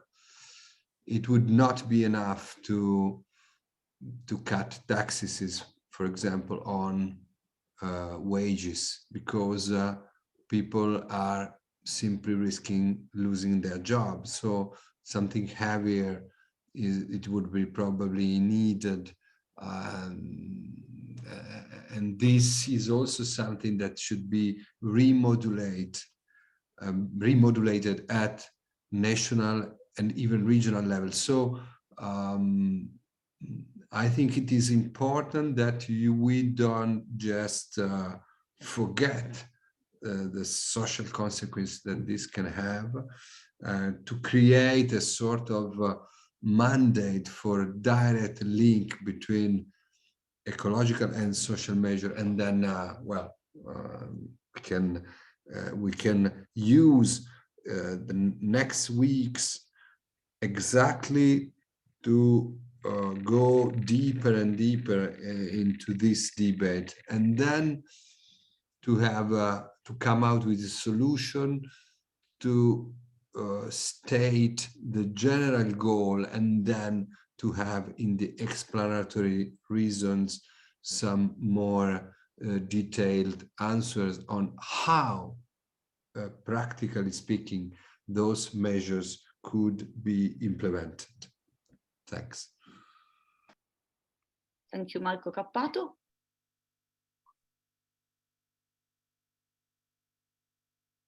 Okay, so I was saying that we are significantly ahead of our schedule. So potentially we could go toward the commenting of the statement and the voting phase, but I want to be sure that everyone feels encouraged to, even as you see, ask questions or comments on this proposal for the way for humans from now until 2024.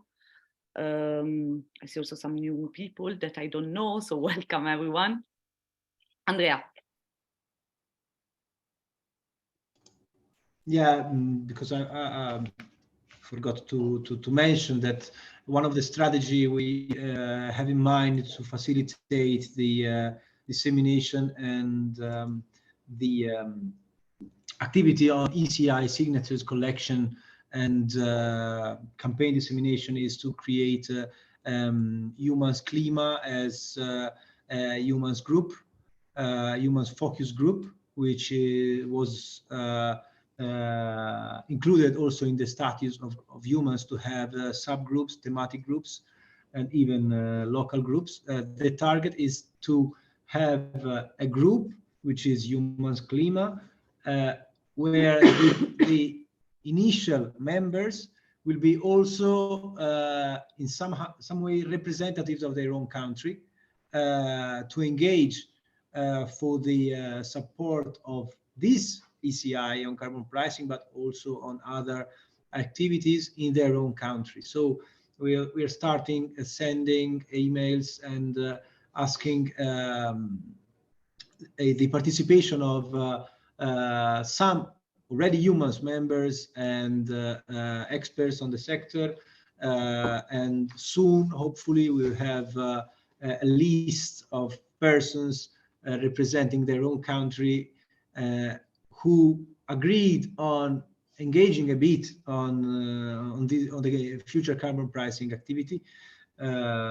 This, I think, is something that could help a lot, also translating documents and organizing events in different countries to have a place and a contact in a single country. Hopefully we will have an update before the end of the year. The target is to get about 7-8 countries already, because also 7 people from 7 different countries are needed as signatories of the ECI when we submit it. So this is just an update on this activity that we are carrying. Thank you, Andrea, also for sharing some methodological suggestions that can be replicated for other initiatives. I see still the hand of Marco, but I guess it's from before. Camille Blavier. Welcome, Camille. Thank you very much. Sorry, I wanted to do, cioè volevo fare questo intervento già prima, ma devo scoprire come alzare la manina. Utilizzo poche volte Zoom. Allora, innanzitutto dico due cose riguardo a me, che sono una dottoranda di ingegneria civile e con la parola chiave all'interno della mia ricerca è cambiamento climatico. Parla piano Camille perché c'è l'interpretazione, quindi parla più lenta. Più piano, ok. Allora, volevo segnalarvi uno strumento molto utile e concreto che è uscito 2 settimane fa ed è la chat GPT, che può concretamente aiutarvi nel sviluppare, nello stilare le drafts. È un'intelligenza artificiale dove mettete insomma in pasto dei concetti chiave e questo riesce a produrre dei testi scritti bene perché cioè, l'ho testato io in prima persona e quindi giusto segnalarvelo che magari potrebbe servirvi. Questo e poi volevo ricollegarmi a quello che era stato detto dalla professoressa Virna riguardante l'educazione sull'Europa e io dico sempre che ci sono 3 cose che mancano all'interno dell'educazione scolastica. Una è sicuramente il cambiamento climatico, l'altra è l'alfabetizzazione economica e la terza è l'alfabetizzazione emotiva. Voglio ricordare infatti che l'Università di Barcellona ha messo come corso obbligatorio per tutti quelli che si iscriveranno a partire dal 2024 un corso sul cambiamento climatico. Sarebbe forse interessante poter, tra le diverse iniziative, adesso non ho avuto occasione di leggerle, magari l'avete già proposto qualcosa di simile, però proporre appunto l'introduzione obbligatoria di corsi all'interno del percorso scolastico, che sia universitario oppure elementare, medie, liceo. Ecco, grazie. Thank you very much, Camille. I thought you were not Italian and then you surprised me. That's the thing of humans, but no, thanks very much. Can you put in the chat the link to this AI tool that you mentioned? Of course, I will do now. The first popular program written by AI could be also fascinating. No, thanks a lot for the suggestion and for the ideas, and welcome. Andrea, I still see your hand, but I don't know if it's from before. Andrea Salimbeni.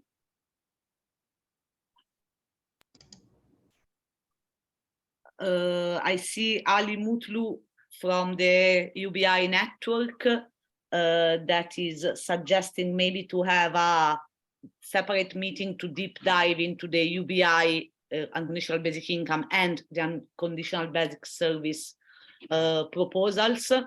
Indeed, I think also so far I attended the unconditional basic income meetings in representation of EUMANS, but I use this assembly to encourage anyone who is in our community that is interested in this specific initiative to let me know, so that I can also connect you with Klaus, Ali, Valeria, so that my role becomes more and more facilitating connections than talking about things that I don't know how to talk about.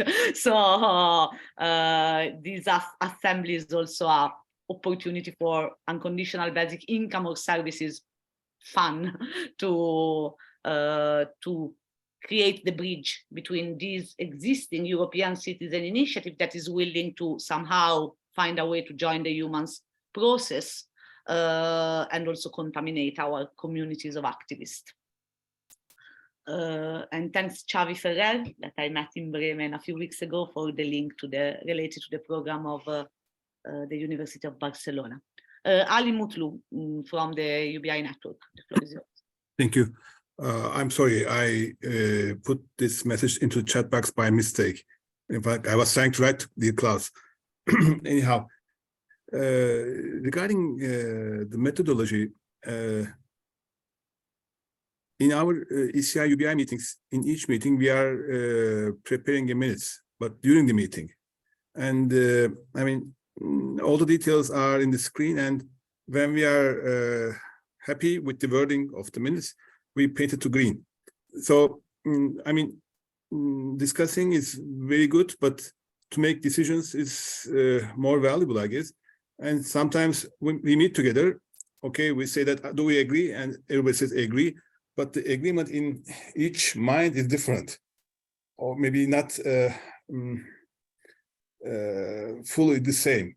So my proposal is, I mean, maybe during the meetings, if it is possible, to have minutes, and also to ask the audience whether they are happy with the minutes. If they are happy, then we can continue, and afterwards we can circulate it. It might help a lot, especially when things will be more crowded. I mean, at the moment, the agenda is not that crowded, but maybe there will be more details in the future. If the different ECI companies are collaborating or cooperating, things will be much, much more complicated.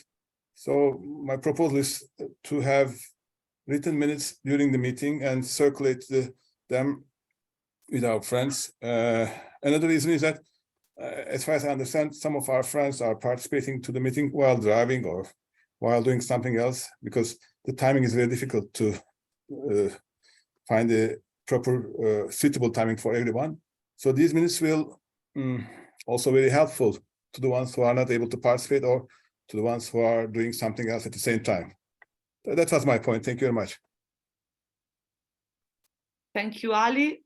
I think also methodology-wise, it's very important to define processes for the next months on the materials, on how the meetings are handled, and how we make sure that there is the maximum level of understanding of the different bits. So maybe not exactly like the one that UBI does, but some methodologies for collective intelligence beside artificial intelligence can help. So thanks Ali Mutlu from the UBI network. Okay.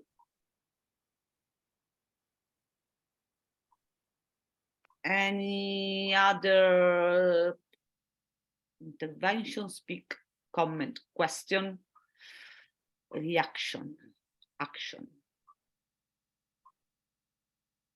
Valeria.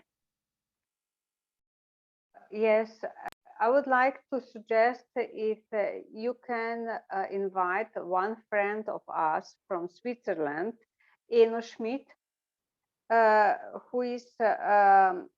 who taught us a lot about doing ECU UBI activity, and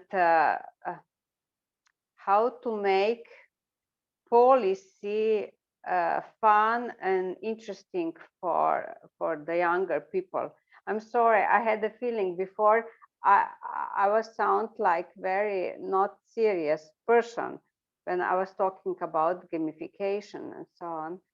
But no, actually, like Eno Schmidt, who taught us how useful for our activity was the carnival, people dressed as robots. I don't know if you have seen that.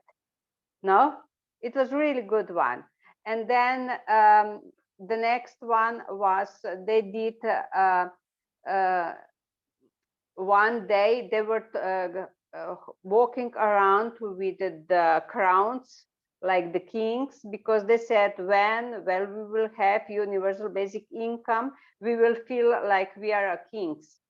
And you know, like when they were collecting the signature for Switzerland referendum on UBI, they were collecting pennies or cents, euro cents, you know, like the little money, and they throw that in front of the government or whatever, and they said, well, look, we have a lot of money for universal basic income or something like that. I mean, it's serious. The idea is serious, but the approach is not necessary to be like that. Like talking about the EC is the same as going to the scientific lecture. That's all what I wanted to say. Thank you. Thank you, Valeria. also because you allows us to remember some things that we did with humans, particularly during the pandemic, but not only. The opportunity and the thing that we want to build with humans. I mean, we are not all scientists, we are not all policymakers, we are not all experts on the topic, but the group, the movement that we want to build is a space where citizens can collaborate for what is important for them. So creative energy was at the core of some of the most significant actions that we did. For example, for the You Can Do It petition that I was mentioning earlier, it was during the pandemic, we came up with a digital visual way to present collectively the petition in front of the committee of the European Parliament. So building this process that we're building means also building opportunities for groups of citizens, and not citizens, they can be also people, because technically Ali, if I am correct, for example, is not a EU citizen, but is one of the most active of the UBI, European Citizen Initiative. So it's like to make people involved in these goals. So if you can send us the name of this inspiring figure, would be for sure interesting and important. Marco Perduca. Yes, I wanted to volunteer to have a look at the 12-page reply from the European institutions. So on the petition, you can do it, because I think it, as you said, perhaps instruments are weak, but at least they are taken into consideration that they provoke a reaction. And so now that we solicited the reaction, we need to go and see what they in fact not only possibly agreed with what we were suggesting, but what we have done according to what they have told us they have done, because it may be a little too close to the end of the pandemic, but we have had some examples of good or bad practices, and see if in fact they have been put in place. I think a lot of the issues that we raised were also dealing with non-European issues or countries, or concerns about science and investment in research. One second, there is a... We're being spied. Can you hear me? Central European Time. Sorry, I have a background noise. It's only me. Or... No, I also have it. Yeah, there is a background. Is there anyone with the mic? Sorry, there is someone with social media campaigning for UBI.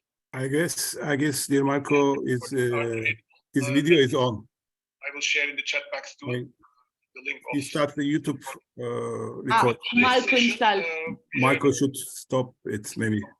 Marco, I think you clicked on a YouTube link or something while you were speaking. He's a research assistant of the Goetz-Werner Chair at the University of Freiburg, Germany. And we will hear... Virginia, it is you, I guess. It's me? Well, it was exactly. Valentina. It's not me. Yeah, it was Valentina. Valentina Guani, I think she had an open... And the interpreter. Okay. Interpreter. Sorry. Good.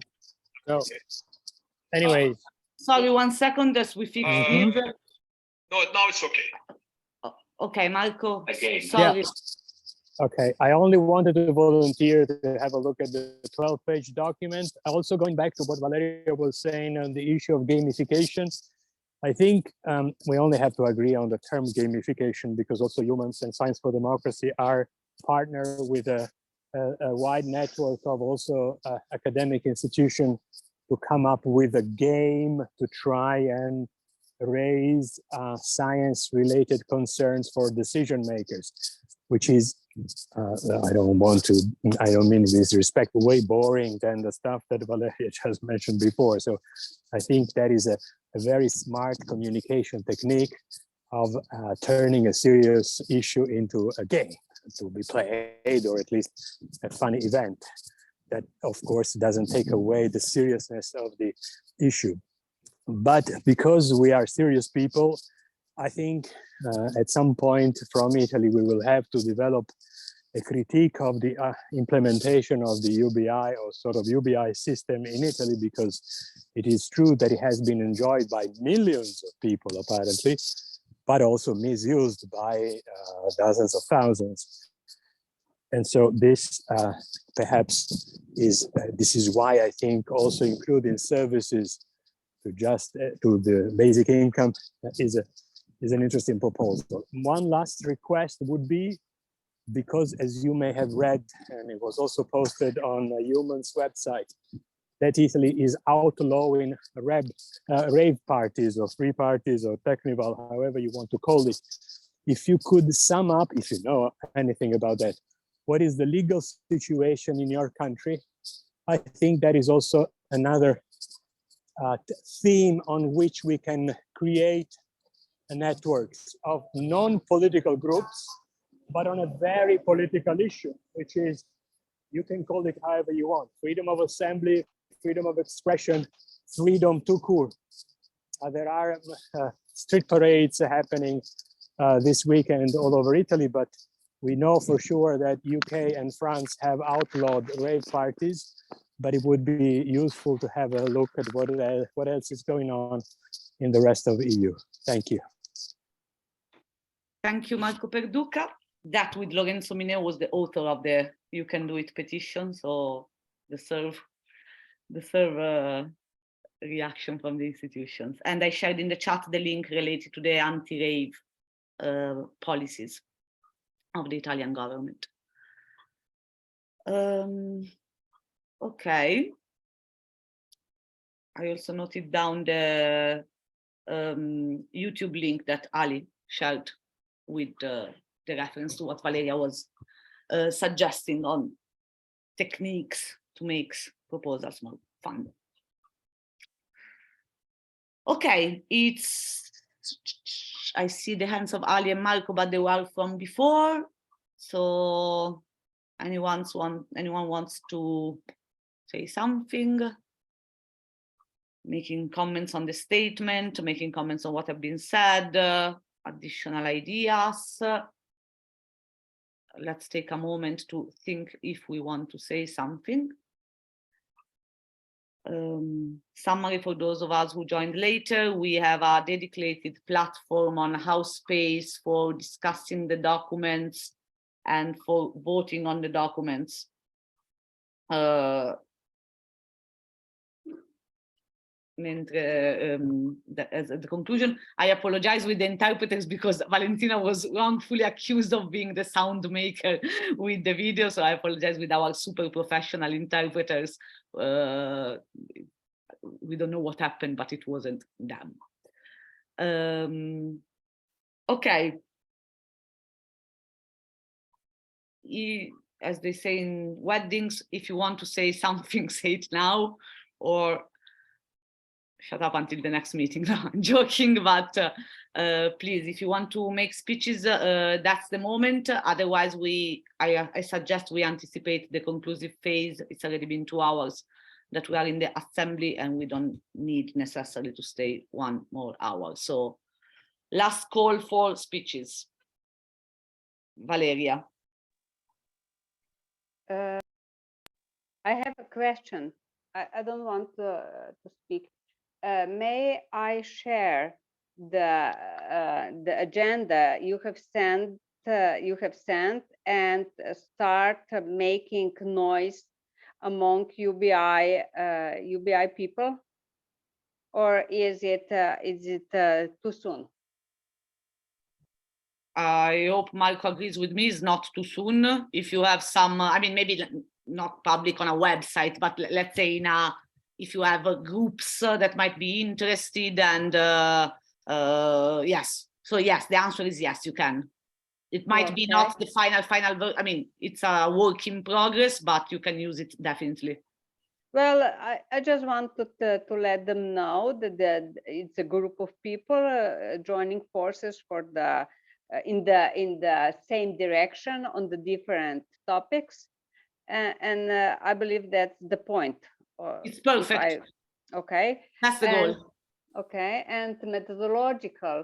I already searched for you on Twitter and so on, I believe that UBI and all of our organization, we were in last 10 years very active on Twitter. Okay, Twitter is dying, but whatever, maybe it will last for another year. You know, if I will put like this print screen of your agenda, and we could share it among basic income organizations, and then retweet and retweet, you know, as you know. Sure. Actually, sorry, I'm tired and I said a stupid thing, because tomorrow we will publish the final statement of the assembly and the document on the EUMANS website. So it's going to be on a website. Okay, great, great. Okay. Yes. Sorry, just tired. Thank you, Valeria. And perfect. Exactly in the spirit of this moment.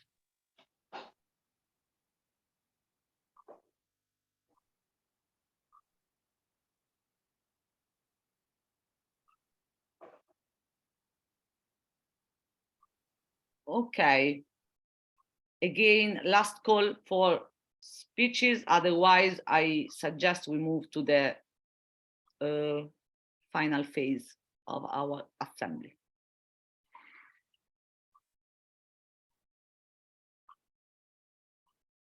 If I can be and vote as a member, because it seems that I'm not a member. I don't remember why. I don't know why, but it can be. Because it's those that are members after 1st of November. Is the social year is until 31st of October. So the new membership started 1st of November. So the membership for 2022 finished on the 31st of October. But new membership is 1st of November. When we because I renewed, I think in October during the EUMANS assembly in October. Too late.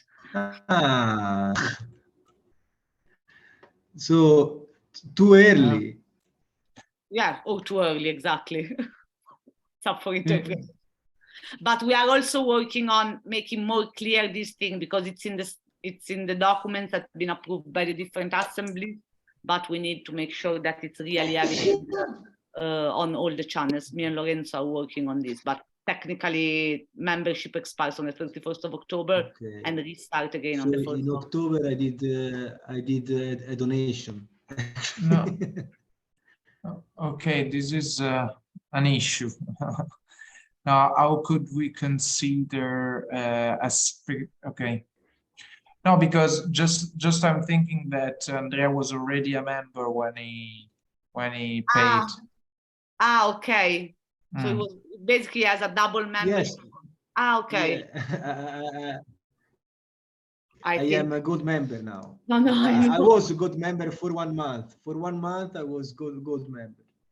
I don't know if I don't know, Marco, what you think. Because he paid twice for 2022, basically. I think that no, it's okay.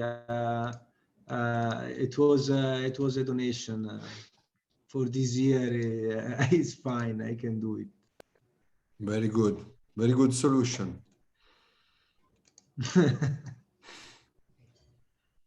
Okay, let's follow the rules in the perfect way. Okay, so technically, Andre, if you want to come to Warsaw with your full rights, you should do a full membership as from now until 31st of October 2023. Thanks for asking. I pay now. No, if you do it now, we can. Our rule is also that whoever becomes a member during the assembly has the voting rights until the voting moment. So if you're doing it now, let us know, and we can add you to the voting system.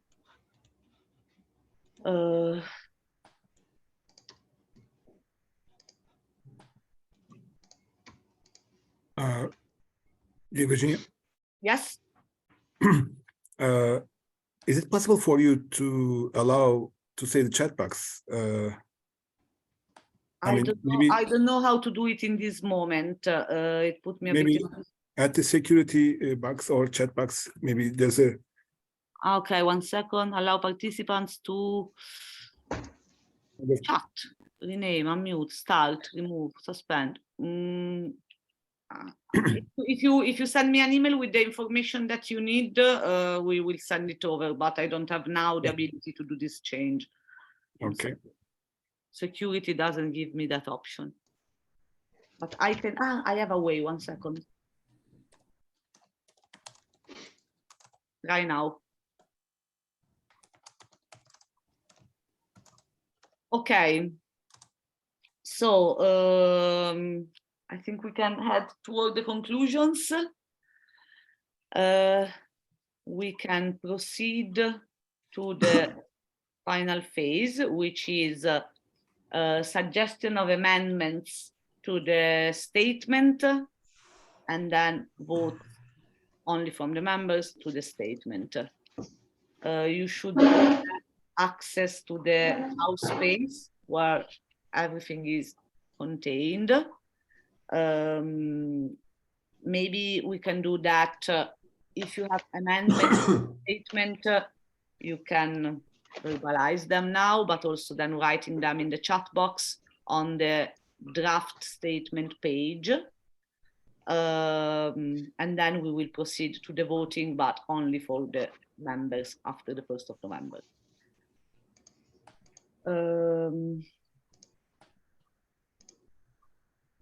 So let's open the eventual amendments to the statement and or of course the human statute, although I mean statute wise we have, let's mention that the Congress is also the moment to work on the statute. So I mean we can discuss things about the statute. Of course amendments can be proposed by all members, but let's also remember that part of the process of building the Congress of Warsaw, it's also about our statutory instruments.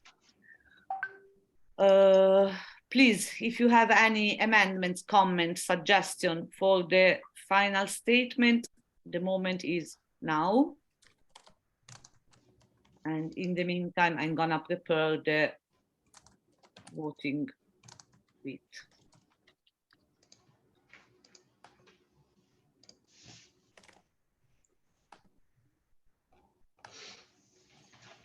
And let me know if you can check your access to house space.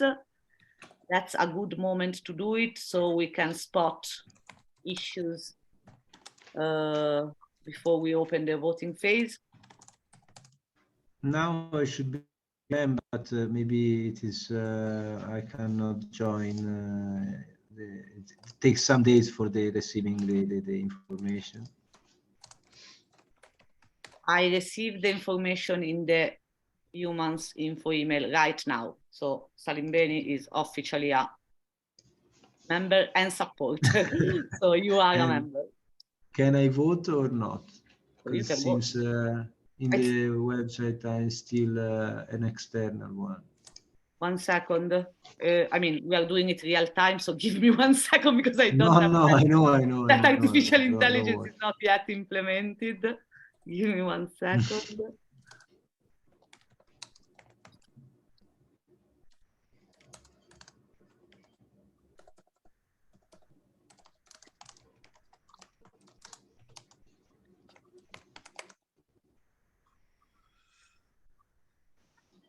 Okay.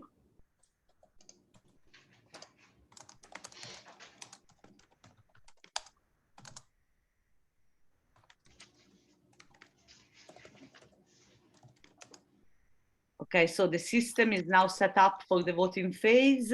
And Andrea, give me 1 second. I'm gonna make sure you can vote.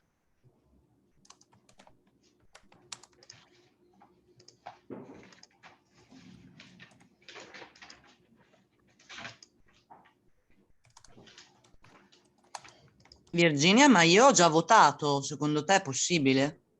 Impossibile perché l'ho aperto 1 secondo fa, devi andare nella pagina draft statement. Allora io cosa ho votato? Forse l'ordine dei lavori che era nella pagina iniziale.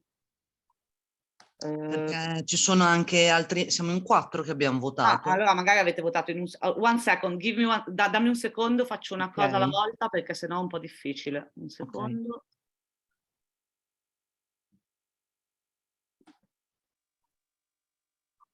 Ciao Monia. Erano Ok, 4 anche sull'ordine dei lavori, per questo si vedono 4. Ok, allora, just to recap, if I'm gonna share my screen so everyone can see the procedure. Sorry, but we are learning by doing here. So here is the screen. Here is the page of the house space. You need to go on the draft final statement section. On the top right, you have the menu, draft final statement. And you have a box, vote on the final statement, in favor, against, abstention. In theory, only the members up to now, of course, from now on, no, can vote on these. So I'm gonna stop my screen share for a moment.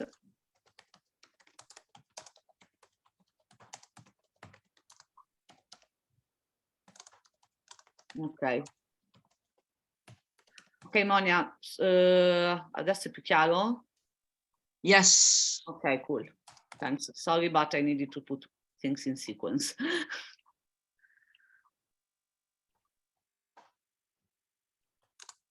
Sì, che io un po' con tutto questo inglese mi perdo, quindi...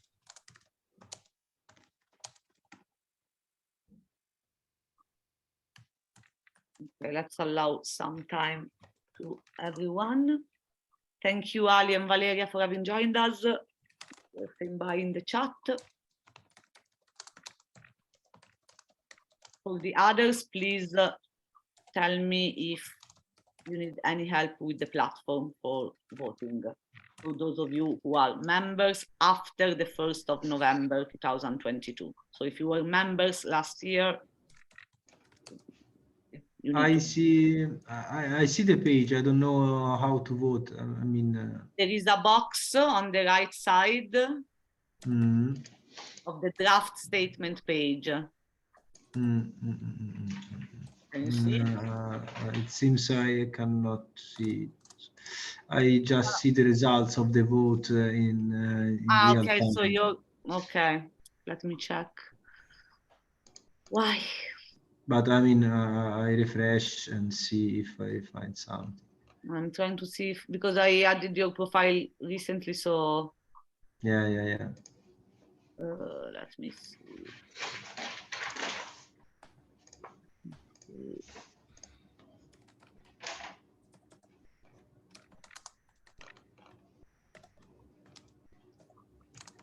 Because I don't know if it reflects in real time. Yeah, it can be, but I mean, don't worry. I No, just wait. see Try to refresh now. Yes, now I see.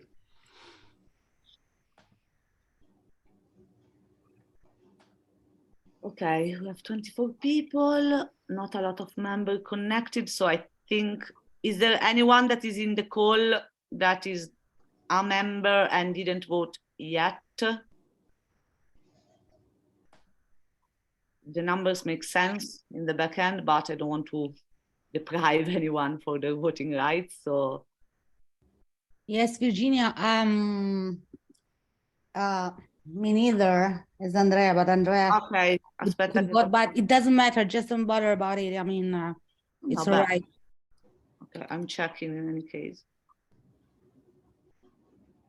Yeah, maybe not for me, I mean. 1 second, I'm checking.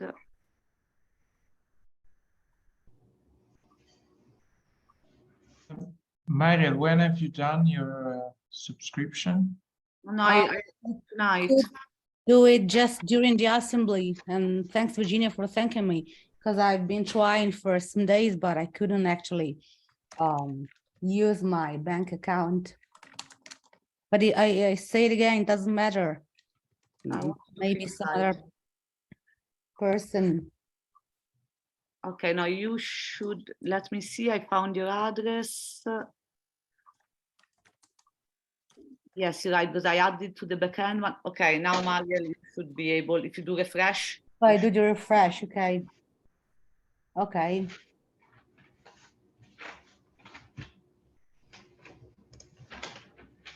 Okay. According to my evaluation, everyone that is in the call and it's a member should have voted.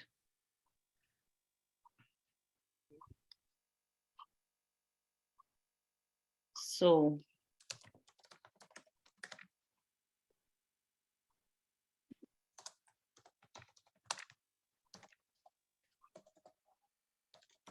okay, so I go to check. Okay, 10 members voted out of 25, which is the number of the current member on the date of this assembly. And so the statement is passed, and the annex document to go with it. So I'm not sure we were gonna do the weekly meeting next week. We will see, because I don't remember the dates of the week, might be even Christmas. So most likely we're gonna meet in January for the first Thursday of January for the EUMANS weekly meetings. We will publish the statement and everything tomorrow on the EUMANS website. And you have seen I've seen the document, so I have already some availabilities on some of the issues mentioned in the document. The goal was to arrive to the last week event in Brussels alive, and then to this assembly alive. So from now on, the work on the European Citizen Initiative package starts officially.